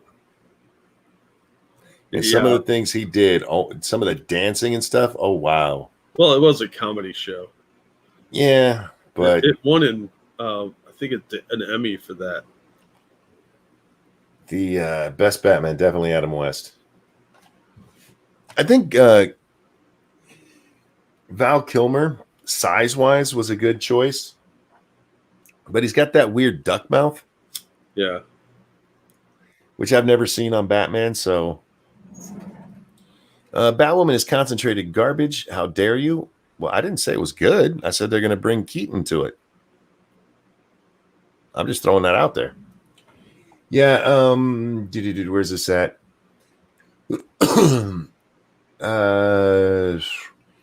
The Batman starring Robert Pattinson in the title role, Pattinson, is currently being looked at as separate from Flash and other DC Universe movies, but the Flash feature project offers an intriguing pathway between franchises. The story is said to not involve just time travel, but interdimensional travel. Raises the idea, more tantalizing now with the Keaton development, that you can cross over from one movie universe to another. So they're taking a kind of a weird way of, like, maybe Flash jumps into the Batman universe that was Keaton. That could be interesting. Yeah, absolutely. Like I said, I'm hoping they do a Batman Beyond movie because he would be great. He's the right age for that. And this could be a good way to do that. I'm intrigued to see where this goes. Are they still going to replace Ezra Miller as Flash? Because I really hope they do. That guy sucks. I don't know. The story didn't mention. Oh, okay. And if it did, I wouldn't have paid too much attention because I was too focused on Keaton coming back as Batman. Understandable. That movie, 89's Batman, is the reason we have all the hero movies we have now. Yeah, that movie was a massive success. 89 Batman and then the original Spider-Man. Those two changed superhero cinema. Yeah. Yeah, easily. Because the Batman ones, as good as they are for what they are, Batman doesn't take as much. That you can do most of that with costuming. And then with Spider-Man, they brought in the special effects that look so great that they couldn't have done before with, like, him swinging around. Yeah. So those two movies just opened the door for everything. But the start was Keaton's Batman. Although I hate that they killed the Joker. Yeah. It's a comic book, so you can always bring him back. Yeah, but too often in movies they do that. I mean, you're a comic book nerd. You know, unless you're like in a Punisher comic, at the end of a series, at the end of like any Spider-Man villain series, you know, like issues 333 through 339, the villain doesn't die in the end. They rarely actually die. They get arrested. So you can bring them back later. But in comic book movies, man, they kill everybody. They kill. It's like the Punishers in every one of them. Like, Okay, I'll shoot him now. Did you hear the Atlanta DA prosecuting officer Garrett Rolfe is under criminal investigation for corruption? Yes, we talked about that the other night. Cryptic, thank you. Dark Knight Metal would be good multiverse movie. Yeah, I'd watch that. That'd be full of explosions and fire. I have no idea what it is. It's a mini series they're doing where they originally, well, a few years back, they had the New 52, which created limited 52 multiverses. So to kind of get around that, they decided to have a negative 52 multiverses where everything went wrong. But they're like temporary universes. So like where Doomsday killed Superman, or Batman never recovered from his back injury from Bane. Things like that. So it's just a very dark, evil series of multiverses. And Dark Knight's Metal kind of had that one of those universes, Batman's, who was corrupted by the Joker, bringing in a bunch of other people and trying to destroy the primary universe, which was causing all theirs to destroy. So it was a very complicated thing to try and explain in 30 seconds, but you get the general idea. Frosted brings up that Joel Schumacher died. Yeah, speaking of 89's Batman. Well, actually, it would be what? Batman and Robin's the first one he got on? No, he did the one with Val Kilmer. Batman Forever? Yeah. Is that what it was? Yeah. Yeah, so he did he did 3 and 4 in that series, right? He did Batman Forever and Batman and Robin. Yeah. Yeah. Yeah. Died at the age of 80, probably COVID. I didn't read the story, but I'm guessing. Everybody dies of COVID these days. Thanks for going with me on that. Well, you're not wrong. I can't disagree. That's not even a joke these days. Yeah, okay, I'm going to do this one because it's going to piss me off, and then I can go into that one, which will calm me back down. Cryptic, thank you. The Batman who laughs, the best character in years. As long as they don't overuse him, yes. But if they use them too much and make it pop up too often, it's going to get annoying. I'm going to pop this up on screen so you can see I'm not making this up. Not that I would. Jack, I got very, very mad on Twitter today. What? You? Yeah.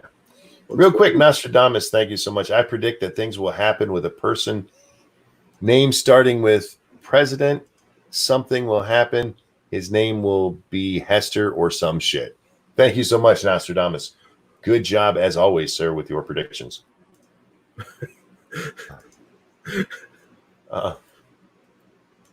This is a profile on Twitter. The name is Lolicon Perv. Map. 25, map, pansexual. Free to DM, he, him, and then AOA 4+. Jesus, what? Yeah. For those of you who don't know what AOA means, that stands for Age of Attraction. That means this little fucker gets turned on by 4-year-olds. A week or two ago, Jack, the official Twitter account, the official Twitter support account, and Jack's account all were tweeting about Donald Trump having an opinion on mail-in voting. Yeah, they allow this shit to go on. That's why I think that Dorsey's a pervert at heart, or he's got some kind of real shady, pervy past, because he lets these degenerates live on Twitter, and they spread their vile filth and try and lure kids all the fucking time. They're disgusting and should be booted off the platform because it is a private company and they could do that. Fuck him, fuck Dorsey, and fuck all his cronies. I'm all for people being able to express all kinds of fucked up views, Jack. I really am. I am not for anybody expressing pedophile views. No, that's disgusting, and there are rules to society. I'm sorry, you do live in a society, as much as I'm going to catch hell for that one. You do live there, and there are societal standards against touching kids. and there should be. And these people are gross and filthy, and they should not be tolerated with this kind of behavior. Expo Hotep, thank you. So at my job, I have 122 rooms with no water, and the tech can't get here for 3 more hours. So how is everyone? Damn, dude, that sounds horrible. Wow, that sucks. Stay hydrated. Don't sweat. Yeah, I hope you make it through. I hope he gets there early. Snub says Twitter has a lot of bait accounts to out maps. That may be one of them. If it is very wonderfully done troll. And there's a whole bunch of people who follow each other. There's a rabbit hole you can go down here. So unless they're all bait accounts, this is disgusting. Sorry. Yeah, you can't have civilization where there are no boundaries. It does not work, and it has never worked. There have to be boundaries, and if you don't protect your kids, I'm sorry, your society will collapse. Yeah. You have bigger problems than what Donald Trump is tweeting about, dickhead. Maybe get your priorities in order, Jack. Maybe. Because even if this is baiting, that means there's people who think it's a home to be here on the Twitter. Because there was a lot of people responding to this guy. A lot of people. One was a chick, Jack. She's not sure she's a map, but she really likes younger boys and girls. Well, she identifies as a woman on Twitter. That doesn't mean much to me. You nasty, dirty bitch. There's a lot of perverts out there, man. And they need to be have an eye kept on them. If they're talking about touching kids, man, you got to take that shit seriously. Midnight says, I can't go down that rabbit hole. I'll go Frank Castle. That's what the FBI is for. Yeah. And Chris Hansen. You find that shit, you at the FBI on those motherfuckers. Anyhow, now let's get to one that makes me a little happier to talk about. Joseph Biden's campaign thinks Donald Trump is trying to get out of the debates by asking for more debates. Of course he does. That's the logic of a dementia patient. Joe Biden has come out and agreed that he will, in fact, do the debates that have already been agreed to. Huh. That's big of him. Yeah. There's 3 debates scheduled for the fall. Debates. Why do I always have trouble saying that? Debates. 3 debates scheduled for the fall, and Biden says he will do those. But the president calling for more of them, it's just a trick to try to get out of all of the debates. Supposedly, Donald Trump is going to do something, Jack, like say, either we do 5 debates or I'm not doing any. And then that'll be his way to say he's not doing any of the debates. Yeah, I'm not buying that. I think Trump knows that in an actual in-person debate, he's going to annihilate Biden on everything because Biden's got senility. Biden is a dementia patient. Yeah. If he's not, they need to get him to a doctor. Yeah, because there may be like he's got brain worms or something. Look, this dude is trying everything he can to not debate Trump from the look of it. His team knows that he's not going to do well in a live person. I'd be willing to bet they end up negotiating that 2 of these debates are going to be on the internet. Wrong. Wake up, Joe. Yeah. I just love the idea that Donald Trump would be unwilling to do this. I've seen so many things about the speech the other night and how, oh my God, it went so horrible for him. It really didn't. No. It was a typical speech for Donald Trump. And he was having a ball up there on stage. Yeah, and it showed. He was having fun doing it because he likes that in-person thing, and he connects well to working class people, and they love him. And look at the viewership. Fox released their numbers, and they had like 7 million for a Saturday. It was a record breaker for them. That was just Fox. Yeah, I think C-SPAN was somewhere around 1 million last I saw. Those were the estimates the night of. Yeah, that doesn't include all the people that were streaming it, like the Daily Caller or the Daily Wire. All the people that were watching it on YouTube, that sort of thing. So it was probably like 12 million people. I know the estimate's like 10, but I'd be willing to bet that's lowballing it. Thank you, Cryptic. We can't have Weekend at Bernie's. Biden will do. Yeah. Right. I think that Trump is looking forward to this kind of thing. And I think the press is actually, are they just that stupid? Are they just that stupid? I think there's a combination of stupid and wishful thinking because they live in their bubble. And they honestly have no concept of how popular Trump is with working class people. Because he really is very popular. It's just people keep quiet about it a lot. And they know that if they answer poll questions with the wrong answer, somebody's going to give them shit about it. People worry about that sort of thing. So I think there's just a lot of like quiet Trump support. I think if you really want to fire up Trump's base, you do what the press is doing right now regarding that speech the other night. You sit there and tell them what a failure it was and how he can't draw a crowd and how he's going into these debates. He's just really afraid of them because he's like losing his mojo. Like, this is the shit you guys pulled in 2016. Yeah, and it didn't work then because it was a lie then too. You fired up his base doing so. Yeah, absolutely. And they're doing it again. The more they put out the fake news and these misleading or outright lies about like what he said or his fact checks, the more it entrenches people to vote for him. And you're pushing people that might have leaned toward Biden into Trump's camp or voting third party. Pyra's asked if Fox is hosting any of the debates. I do not know. I'm not sure who's hosting what, but I would imagine the Trump team wanted Fox at least once. They probably want OAN more than Fox. Yeah, I would think so. Remember, Fox is the one that got him in so much trouble because of the blood comment. That was Megyn Kelly on Fox at the time. Yeah. Nope. Thank you. Press is 100% in an impervious bubble.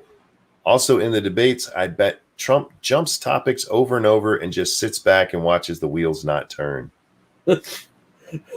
Well, one of the comments underneath this story about Biden accepting the debates was this chick. She said this: let's hope the networks put rules in place. If Trump bullies and lies, cut off his microphone. No nonsense like they allowed in 2016 when he started physically trying to intimidate Hillary Clinton. What? No. The plug on the debate should have been pulled. I don't think for a second anybody can intimidate Hillary Clinton. For one, she is a quite literal strong woman. Nobody bullies that woman. I don't think that's even humanly possible. But they do like to play that up. Do you remember the Senate race? Yeah. What was his name? Was that Santorum? I can't remember who she was running against, but at one part during the Senate debate, guys, he walks over to her podium and puts some papers on her podium and then goes back to his. And it was spun in the press that he was trying to intimidate her, that he pushed into her space. Oh, fucking monster. Yeah, it was absolutely ridiculous. She's such a frail little flower, Jack. Yeah, I'm not buying that for a second. If you really want to point to strong, independent women, Hillary Clinton is definitely one of them. She can hold her own against any guy. And to say otherwise is, I think, kind of demeaning her accomplishments because, say what you will, she actually is pretty competent to do a lot of things, ask Katie. But yeah, that's dumb. You don't have to try and run interference for somebody like Hillary Clinton. That's stupid. I was laughing at the Haiti comment, but I was muted because I was blowing my nose. Sorry. That was a good comment. I think she's incompetent in many ways. She's not intimidated by anybody, though. No, I don't believe that at all. But that's how they tried to frame it. And Yeah, it's supposedly him walking around the stage was getting in her area too, and nobody bought it in the presidential election. Like, shut up. The only thing that you might get him on is the wrong when she's in the topic. Wrong. Yeah, I wouldn't call that intimidation though. That's more just like sarcastic rebuttal. Petty. Yeah, it's very petty. Because you'd be in prison. Remember that line? Oh, God. That was brilliant. That man has timing. You know, you may not be a Trump supporter, but that guy, he's got the P.T. Barnum blood. That guy's a showman through and through. And this is why I do not believe for one moment that Trump is in any way worried about going on a debate stage with fucking Joe Biden. Yeah. I think if Biden in his heyday, these could be fun debates because Biden was the attack dog. If you watch the vice presidential debates in 2008 and 2012, he's just a dick. He's a loudmouth dick. That's what he does. Yeah. And that could have been fun against Trump. Biden now? Oh, no. I wouldn't be surprised if at the beginning of this, you know, the candidates are announced and they come out and Trump comes out and then Biden comes out. Biden walks over to Trump and gives him a piece of hard candy. Here you go, young man. Yeah. I mean, he's not there. Yeah. I see Jack Gunsky said, I'm so excited for the debates. I'm half excited and half terrified because I wouldn't be surprised if this senile old man breaks down on stage or has an accident or something. I'm worried about that because this is cruel at this point. It is. The man clearly has at least early onset dementia, probably advanced. And, you know, he might start asking for his mommy or something. It could get really, really depressing. And it's cruel to parade him around like this. Midnight brings up another possibility. So there's a chance Biden will take a swing at Trump. Oh, yeah. We've seen Biden be incredibly rude with audiences. That's something that you see with Alzheimer's patients, though. They can get pretty violent because they get confused and frustrated, and they tend to respond very primally, shall we say. Nuts asks, anybody want to bet that Trump will be called out for debating a fragile man? Well, that's the one part that's going to be interesting to see how they do it because they are absolutely refusing to even comment on whether or not this man's lost his facilities. Yeah. They're staying absolutely away from it. And again, this is going to be something that Trump is blamed for, that he didn't start. Yeah. This was Bernie supporters long before it was any Trump supporter. Well, okay. Well, there may have been some Republicans, but for the most part, when it really blew up big the first time, that was Bernie supporters. And we were saying it before that, I'm pretty sure. Well, we were because we paid attention. Yeah. But, you know, if you do pay attention to Biden, he's been, like, seriously bad about gaffes for about a year now. And it's been worse and worse. I mean, look at his campaign commercials. Those are so god-awful. Good God. And I do worry when we talked about this the other night. I don't think you were here yet, Jack. Those might have been the best takes they could have got. I know. How awful is that? Because that means he's worse than even we were talking about. Mm-hmm. And that's not good. You don't want that guy in charge of executive decisions in a crisis. He's going to fail and break down. And what, you're going to ask, what, Stacey Abrams? How horrifying is that? Speaking of Stacey Abrams, because she's the likely VP pick at this point, somebody compared her. What? How'd she get back in the running? She's a minority woman, and Amy Klobuchar's out. I'm still saying Kamala. But anyway, Stacey. That's who I think they're going to go with, but they're floating Abrams' name around a lot. I was watching some CNN and MSNBC. So they love her, yeah, because she's a little commie. If you look at a picture of Stacey Abrams and compare it to a photo of the fat black kid in Hook. Oh, yeah. There's a comparison there. I heard that yesterday, I think it was. And I was like, oh my God, that's so true. Midnight says I'll put even money on Kamala Abrams. I think Abrams is out. There's a big press push for her. They are still mad about Georgia. They want to. It's kind of the way they were with Beto at first with the presidential election. Yeah. For those of you who don't remember or weren't here, at the beginning of this election cycle, when everybody's getting their name in, Beto hadn't put his in, and everybody's like, "You have to run. You have to run. We love you so much." And then he threw his hat in the ring, and everybody went, "Nah, fuck that guy," because they were still mad that he lost in Texas.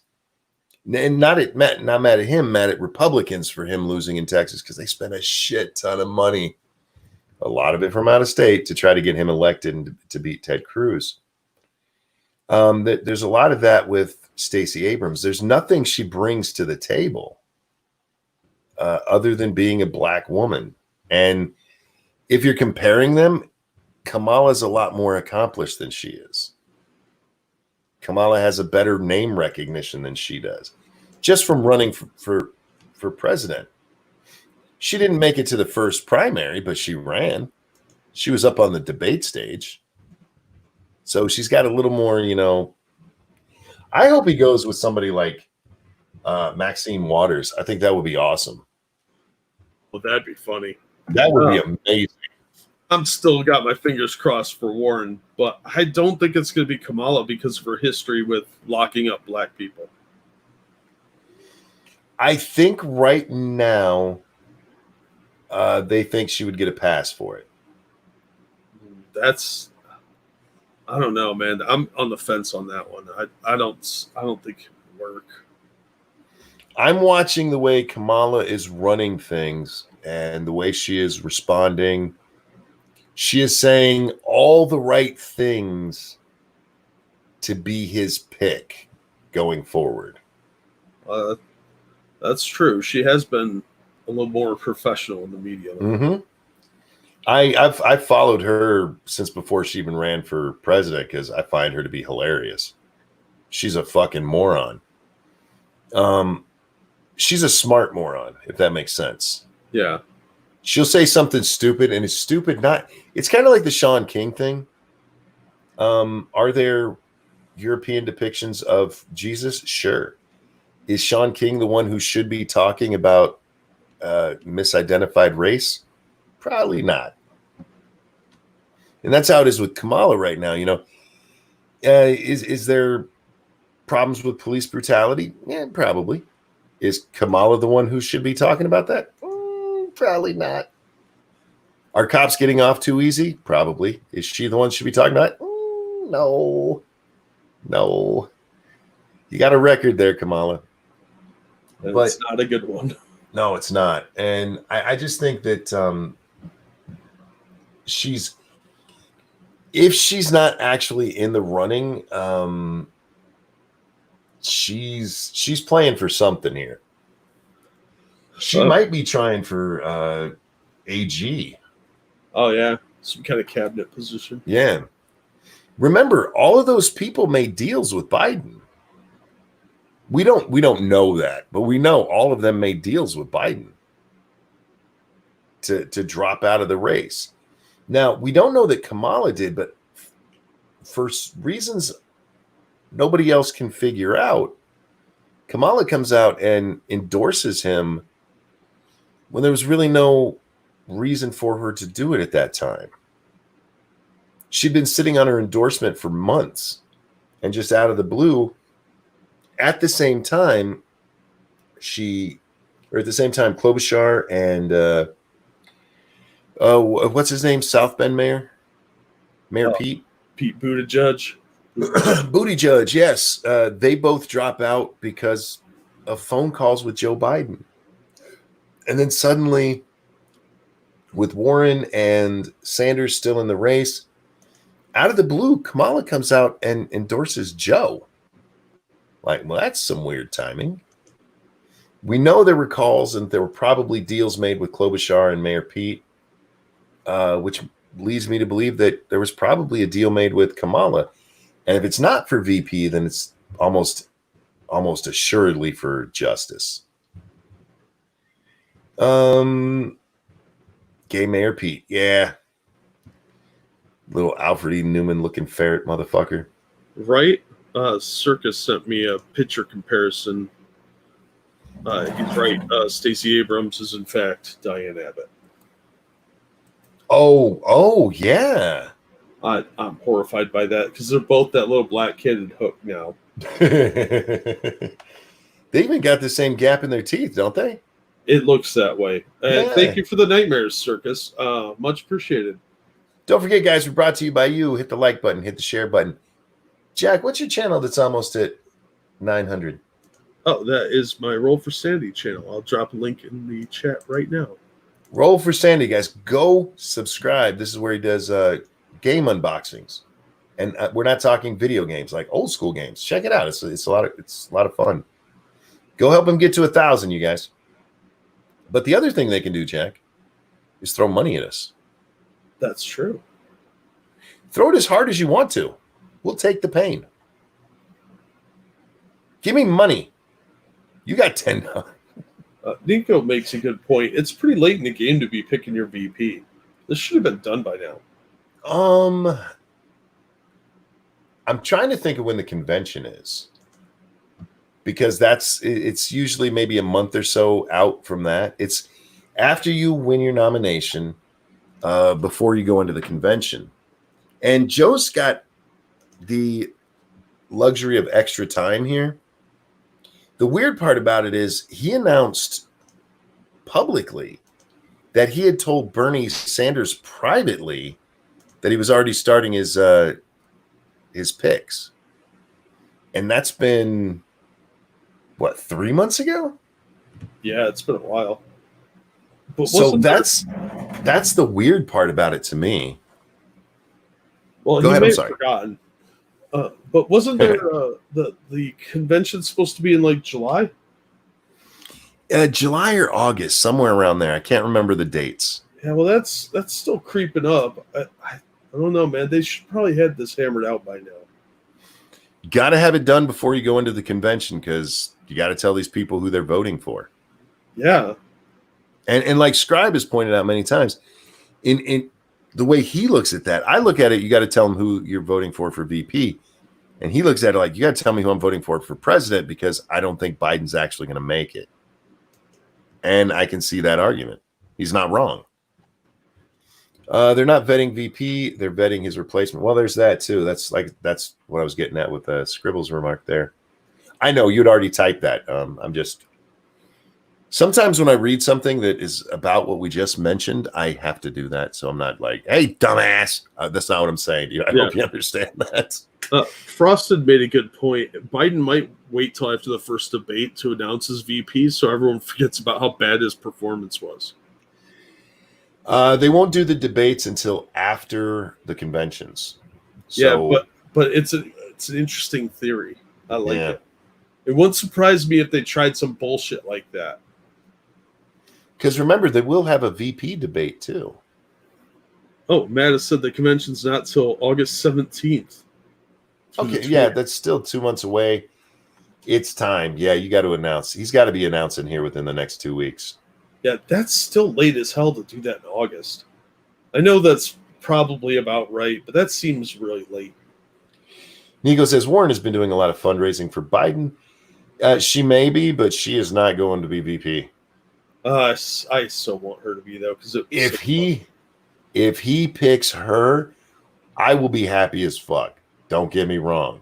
Yeah, that's just sort of like a Hail Mary, we're giving up, we know we lost sort of thing. If he picks her for VP, he loses the election outright right there. Because his support is with black women. That's his big constituency. It's not his biggest constituency. It's just the one they always point to so they can claim racial superiority. But if you really want to piss them off, keep floating black names and then pick some pasty ass white chick from New England. See how that turns out for you. Where's she from? What, Minnesota? Minneapolis? Where's that bitch from? Land O'Lakes. Where's Indian? I'm not talking to you anymore. That took you a second, too. What is she, Massachusetts? Yeah, there we go. See, I knew it was New England. I just couldn't remember which state. Oh, so she says clam chowder. Yeah, except for she's a transplant. Okay. I gotta read this. Thank you, Shio. Remember when you had to bang on the TV when it acted up? Well, thank fuck technology means you don't have to do that nowadays. Still works with the wife, though. It's just nice. Over on my Streamlabs, thank you, Atheist Icon. I'm flicking these quarters as hard as I can, but you guys don't go down as easy as the strippers I normally frequent. You got to aim for our head. Got to aim for our heads. Thank you for the donation. Joe's from Delaware. New England is pretty much a lock anyway. Yeah. He's got no good reason to pick Elizabeth Warren. None at all. No, that would be their throwing in the towel moment. You would know they're just giving up if he takes her. This is the part that I love, Jack. I love the gamesmanship here. I'm still saying Kamala just because name recognition. Yeah. And, well, she's a successful black woman. Look, no matter how she got there, sucking dick, she's still there. She's a senator. Stacey Abrams ain't done shit ever. She was like a city councilwoman. No, she was like the governor, wasn't she? The No. real governor? No. Yeah, that's what I hear from her. No. It was racism that kept it from her. She's a loser. Corey, thank you. Biden might be thinking he's Obama so much that he will pick himself as VP. There's been jokes made that he's going to come out and announce himself as VP. Well, and I could see it. Yeah, he said he was running for Senate. Yep. He talked about helping Trump win. Yeah, he said some doozies out there. So if he came out and announced himself as VP, I would not be shocked. Yeah, I would either. It's possible he'll pick some random we've never heard of, too. This is the man who came out and said, poor kids are just as smart as white kids. I still can't believe he said that. That was before he was clearly senile. Now, in his defense, he did catch it and fix it, but he still said that out loud. Just like when he called Obama clean and articulate. Yeah. That's some Klan shit there. I wonder how all those Black Lives Matter protesters would feel if they heard Biden say that poor kids are just as smart as white kids. I don't know, man.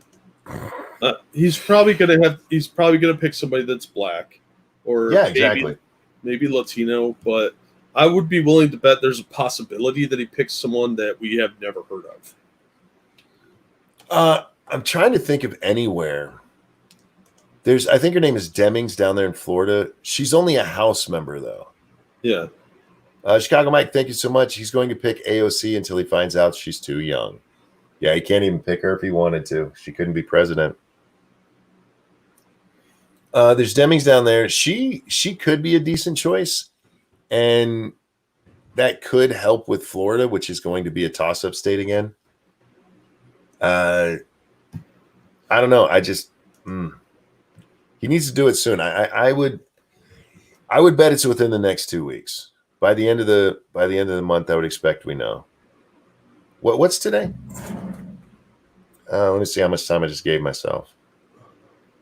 Yeah, just after the 4th of July, sometime by the 4th of July, we'll know.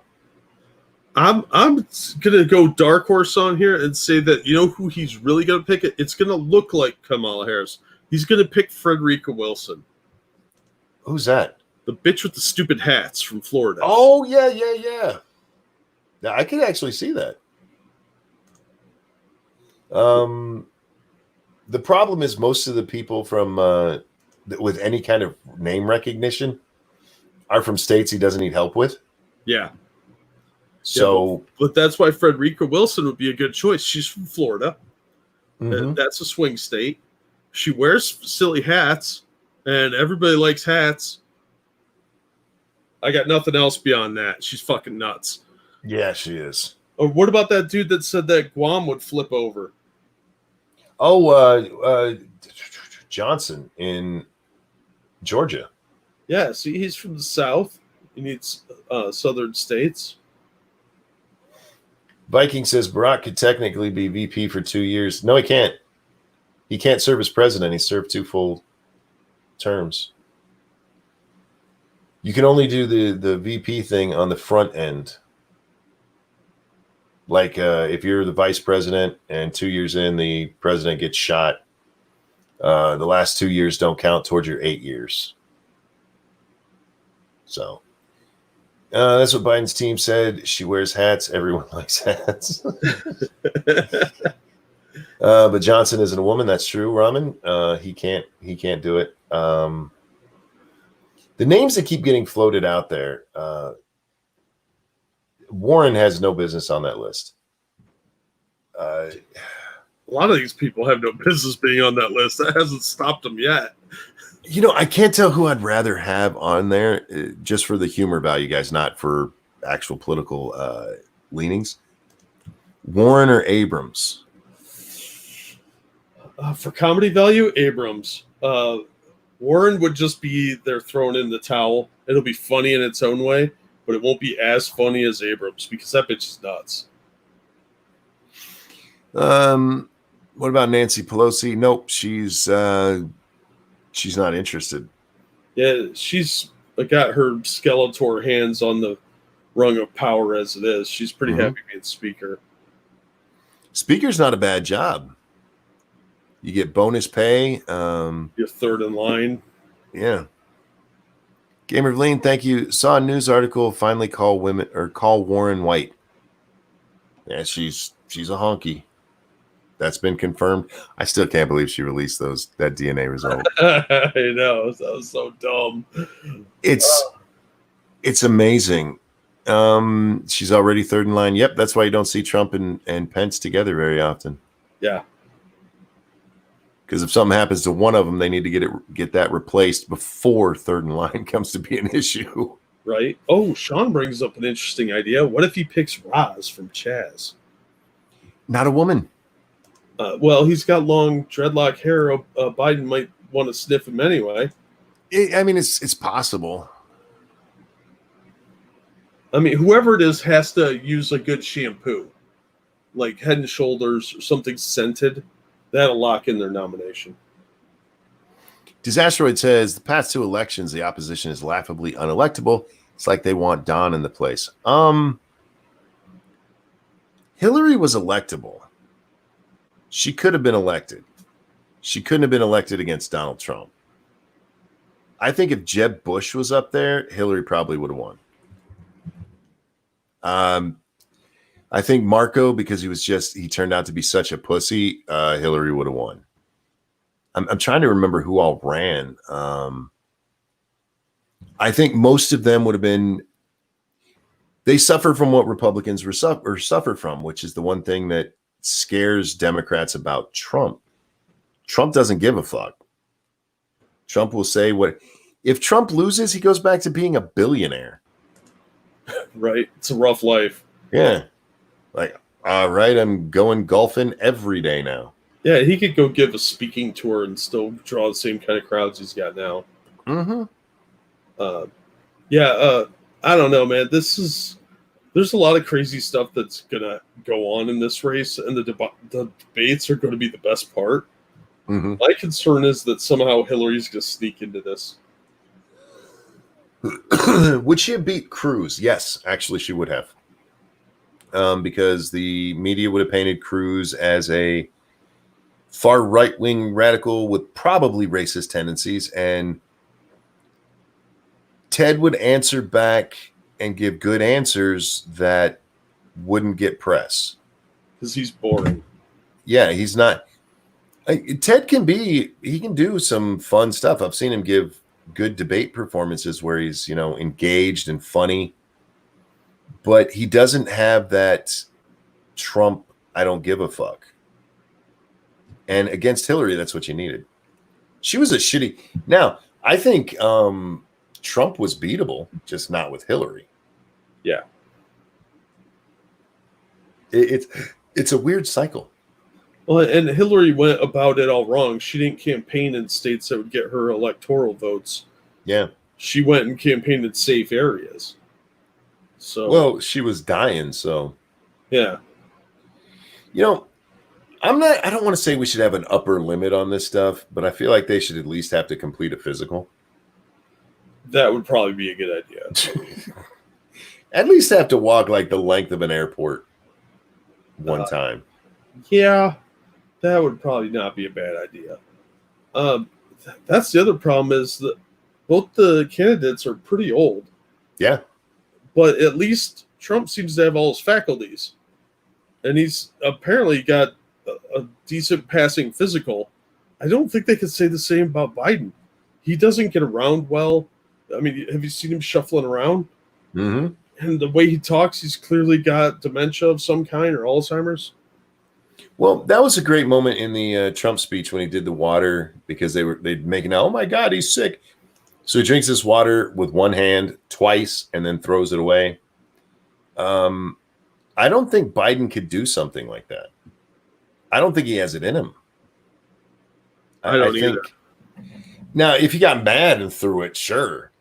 But there's no, any of the criticisms of him, like he can't string together a coherent thought. It's not like he's going to come out there and go, okay, let me do this. Let me show you guys that I can do this. 47 years ago, Corn Pop liked to rub the hair on my legs. Like, shit, no, I meant the guy, he's just not there. And the press can only cover for him as long as he's hidden. Yeah, I mean, he hides in his basement. He's fine. And, everybody's distracted with the pandemic and CHAZ and all these riots and shit. But at some point, they got to wheel Grandpa out of his coffin and fucking have him say a few things. It's just, they can't delay it forever. And I think that's going to ruin his campaign. Gamer Vleen, thank you. Have you seen the Biden ad? It's sad. Yes, I've actually seen a couple of them. They're bad. And Frosted, thank you. Biden would try to drink the water, then drown. You're probably not wrong about that, man. Or worse, he'll say something like, thank you, mommy, and hand it to the random woman. Mm-hmm. I don't know, man. He said some pretty crazy shit, confusing his wife and his sister. I mean, I'm really embarrassed for the guy. This is cruel. Well, I'm imagining this, Jack, and tell me if you couldn't see this happen. Biden is answering a question from, say, a panel of 3. And in the middle of it, he goes to say the guy's name and go, I'm the dark one. Oh, yeah, I could see that. You know why I don't want Biden elected? Because he's senile? I do not want the 25th Amendment enacted. No. Oh, God, no. That sets a terrible precedent. I do not want to see that enacted. I'm glad it's there as a failsafe. Yeah, and it should be, but... it's not something I want to see happen. No. Midnight makes a good point. He might drop the N-bomb. Yeah. Pete said something interesting. It's going to be hilarious because people are going to lose their shit no matter who wins. That's 100% right. You're going to see people espousing conspiracy theories on either side as soon as this is over. I hear what you're saying, but I don't see that. The only way it goes really fucking crazy is if Trump wins. You'll have some weirdos, of course, but you're not going to have the press out there talking all kinds of shit about Biden, how racist Biden is, how sexist Biden is, how he's a sexual assaulter, and how he's nothing but failed businesses, and he fucked some porn stars, and he got peed on in a hotel in Russia. All of that shit goes away. Yeah, I think Gunsky makes a good point, though. If Biden wins, people will panic because he's mentally ill. Do you want to invest in the country with somebody that's clearly got mental issues? All our enemies are just rubbing their hands maniacally, giggling, hoping that it's Biden. And I understand what you guys are saying. I really do. But I've also, just watching the elections I've lived through, Jack, do you remember when Bill Clinton got elected? Yes. Bill Clinton ran on the economy. The economy was horrible. We were in a recession, you guys. A recession. And the day he took office, the recession immediately ended. Yes, that's true. Except for the recession, it actually ended like 6 months sooner. It had been over for a while, and the press just didn't do it. Instead, what the press did was ran doom and gloom and doom and gloom. And there was this weird sigh of relief from the economic sector, where it's just like, everything's good now, even though it already had been. And you see the same thing coming out of Bush going into Obama. Well, we got this recession. It wasn't as pronounced, but suddenly it wasn't, oh, the president's so horrible for this. Everything that Obama did, he keeps all of these Bush policies, all of these things he ran against, the press was suddenly fine with. Yeah. And I see what you're saying. So when you have the press really is a problem in our country. It is. And I know I beat this drum all the time. They are horrible people. They're absolutely horrible partisan pricks. And when they do this, there's this psychosis that goes through. Right now, I mean, you have people who, Donald Trump will never leave office. They actually fucking believe this. Mm-hmm. And unlike with Obama, it's not a fringe thing. It's pretty mainstream, this thought. CNN has actually lost their shit because he retweeted a fucking meme about it. Oh, Donald Trump's telling us. It's a dog whistle. Thank you, Gamer Bleen. Okay, next cycle, me and you run, Jack. Is press secretary cripples to the White House. Campaign slogan, cripples keeping it real, or cripples can too. No, Jack could be president. If I had a job in the White House, I'd want it to be press secretary. No, I want to do something innocuous and boring that won't get me murdered. I would love to be the White House press secretary. I think it's fun. I just need to know, okay, what can't I say? What am I not allowed to say you agree with? And then I would just go out there. I would be out there having fun like Kaylee is. Just be like, oh, you want to talk about that? Well, let me remind you of something. And watch them just go, because I think that would be a ball. That'd be a blast, man.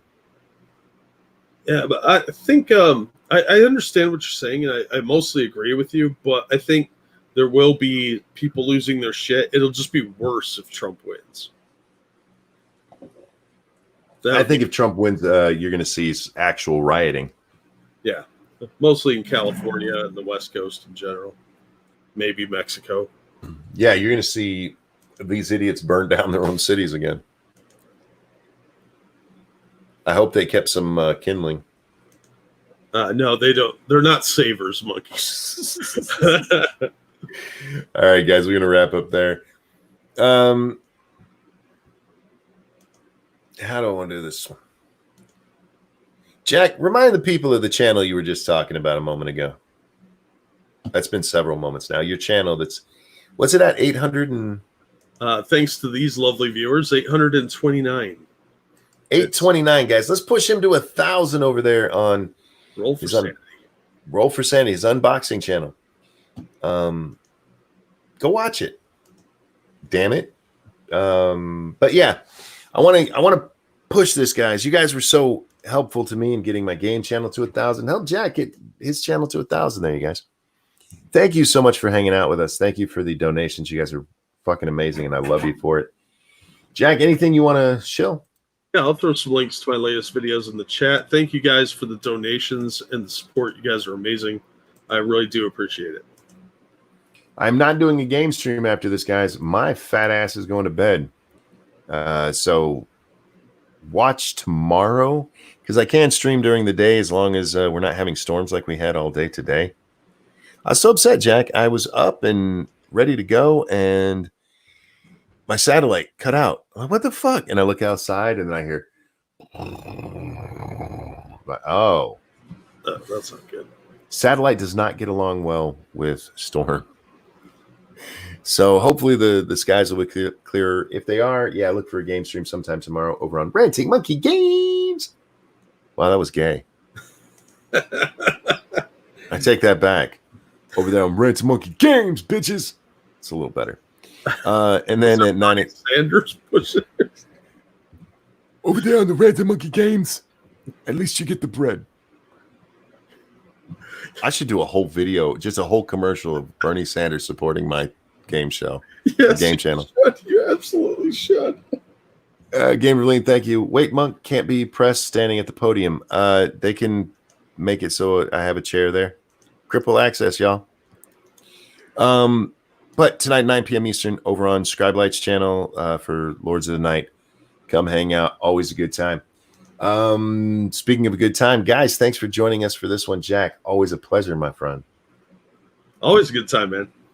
Everyone, enjoy the rest of your Tuesday. We'll see you next time. Bye, everyone. Go subscribe to Ranting Monkey Games.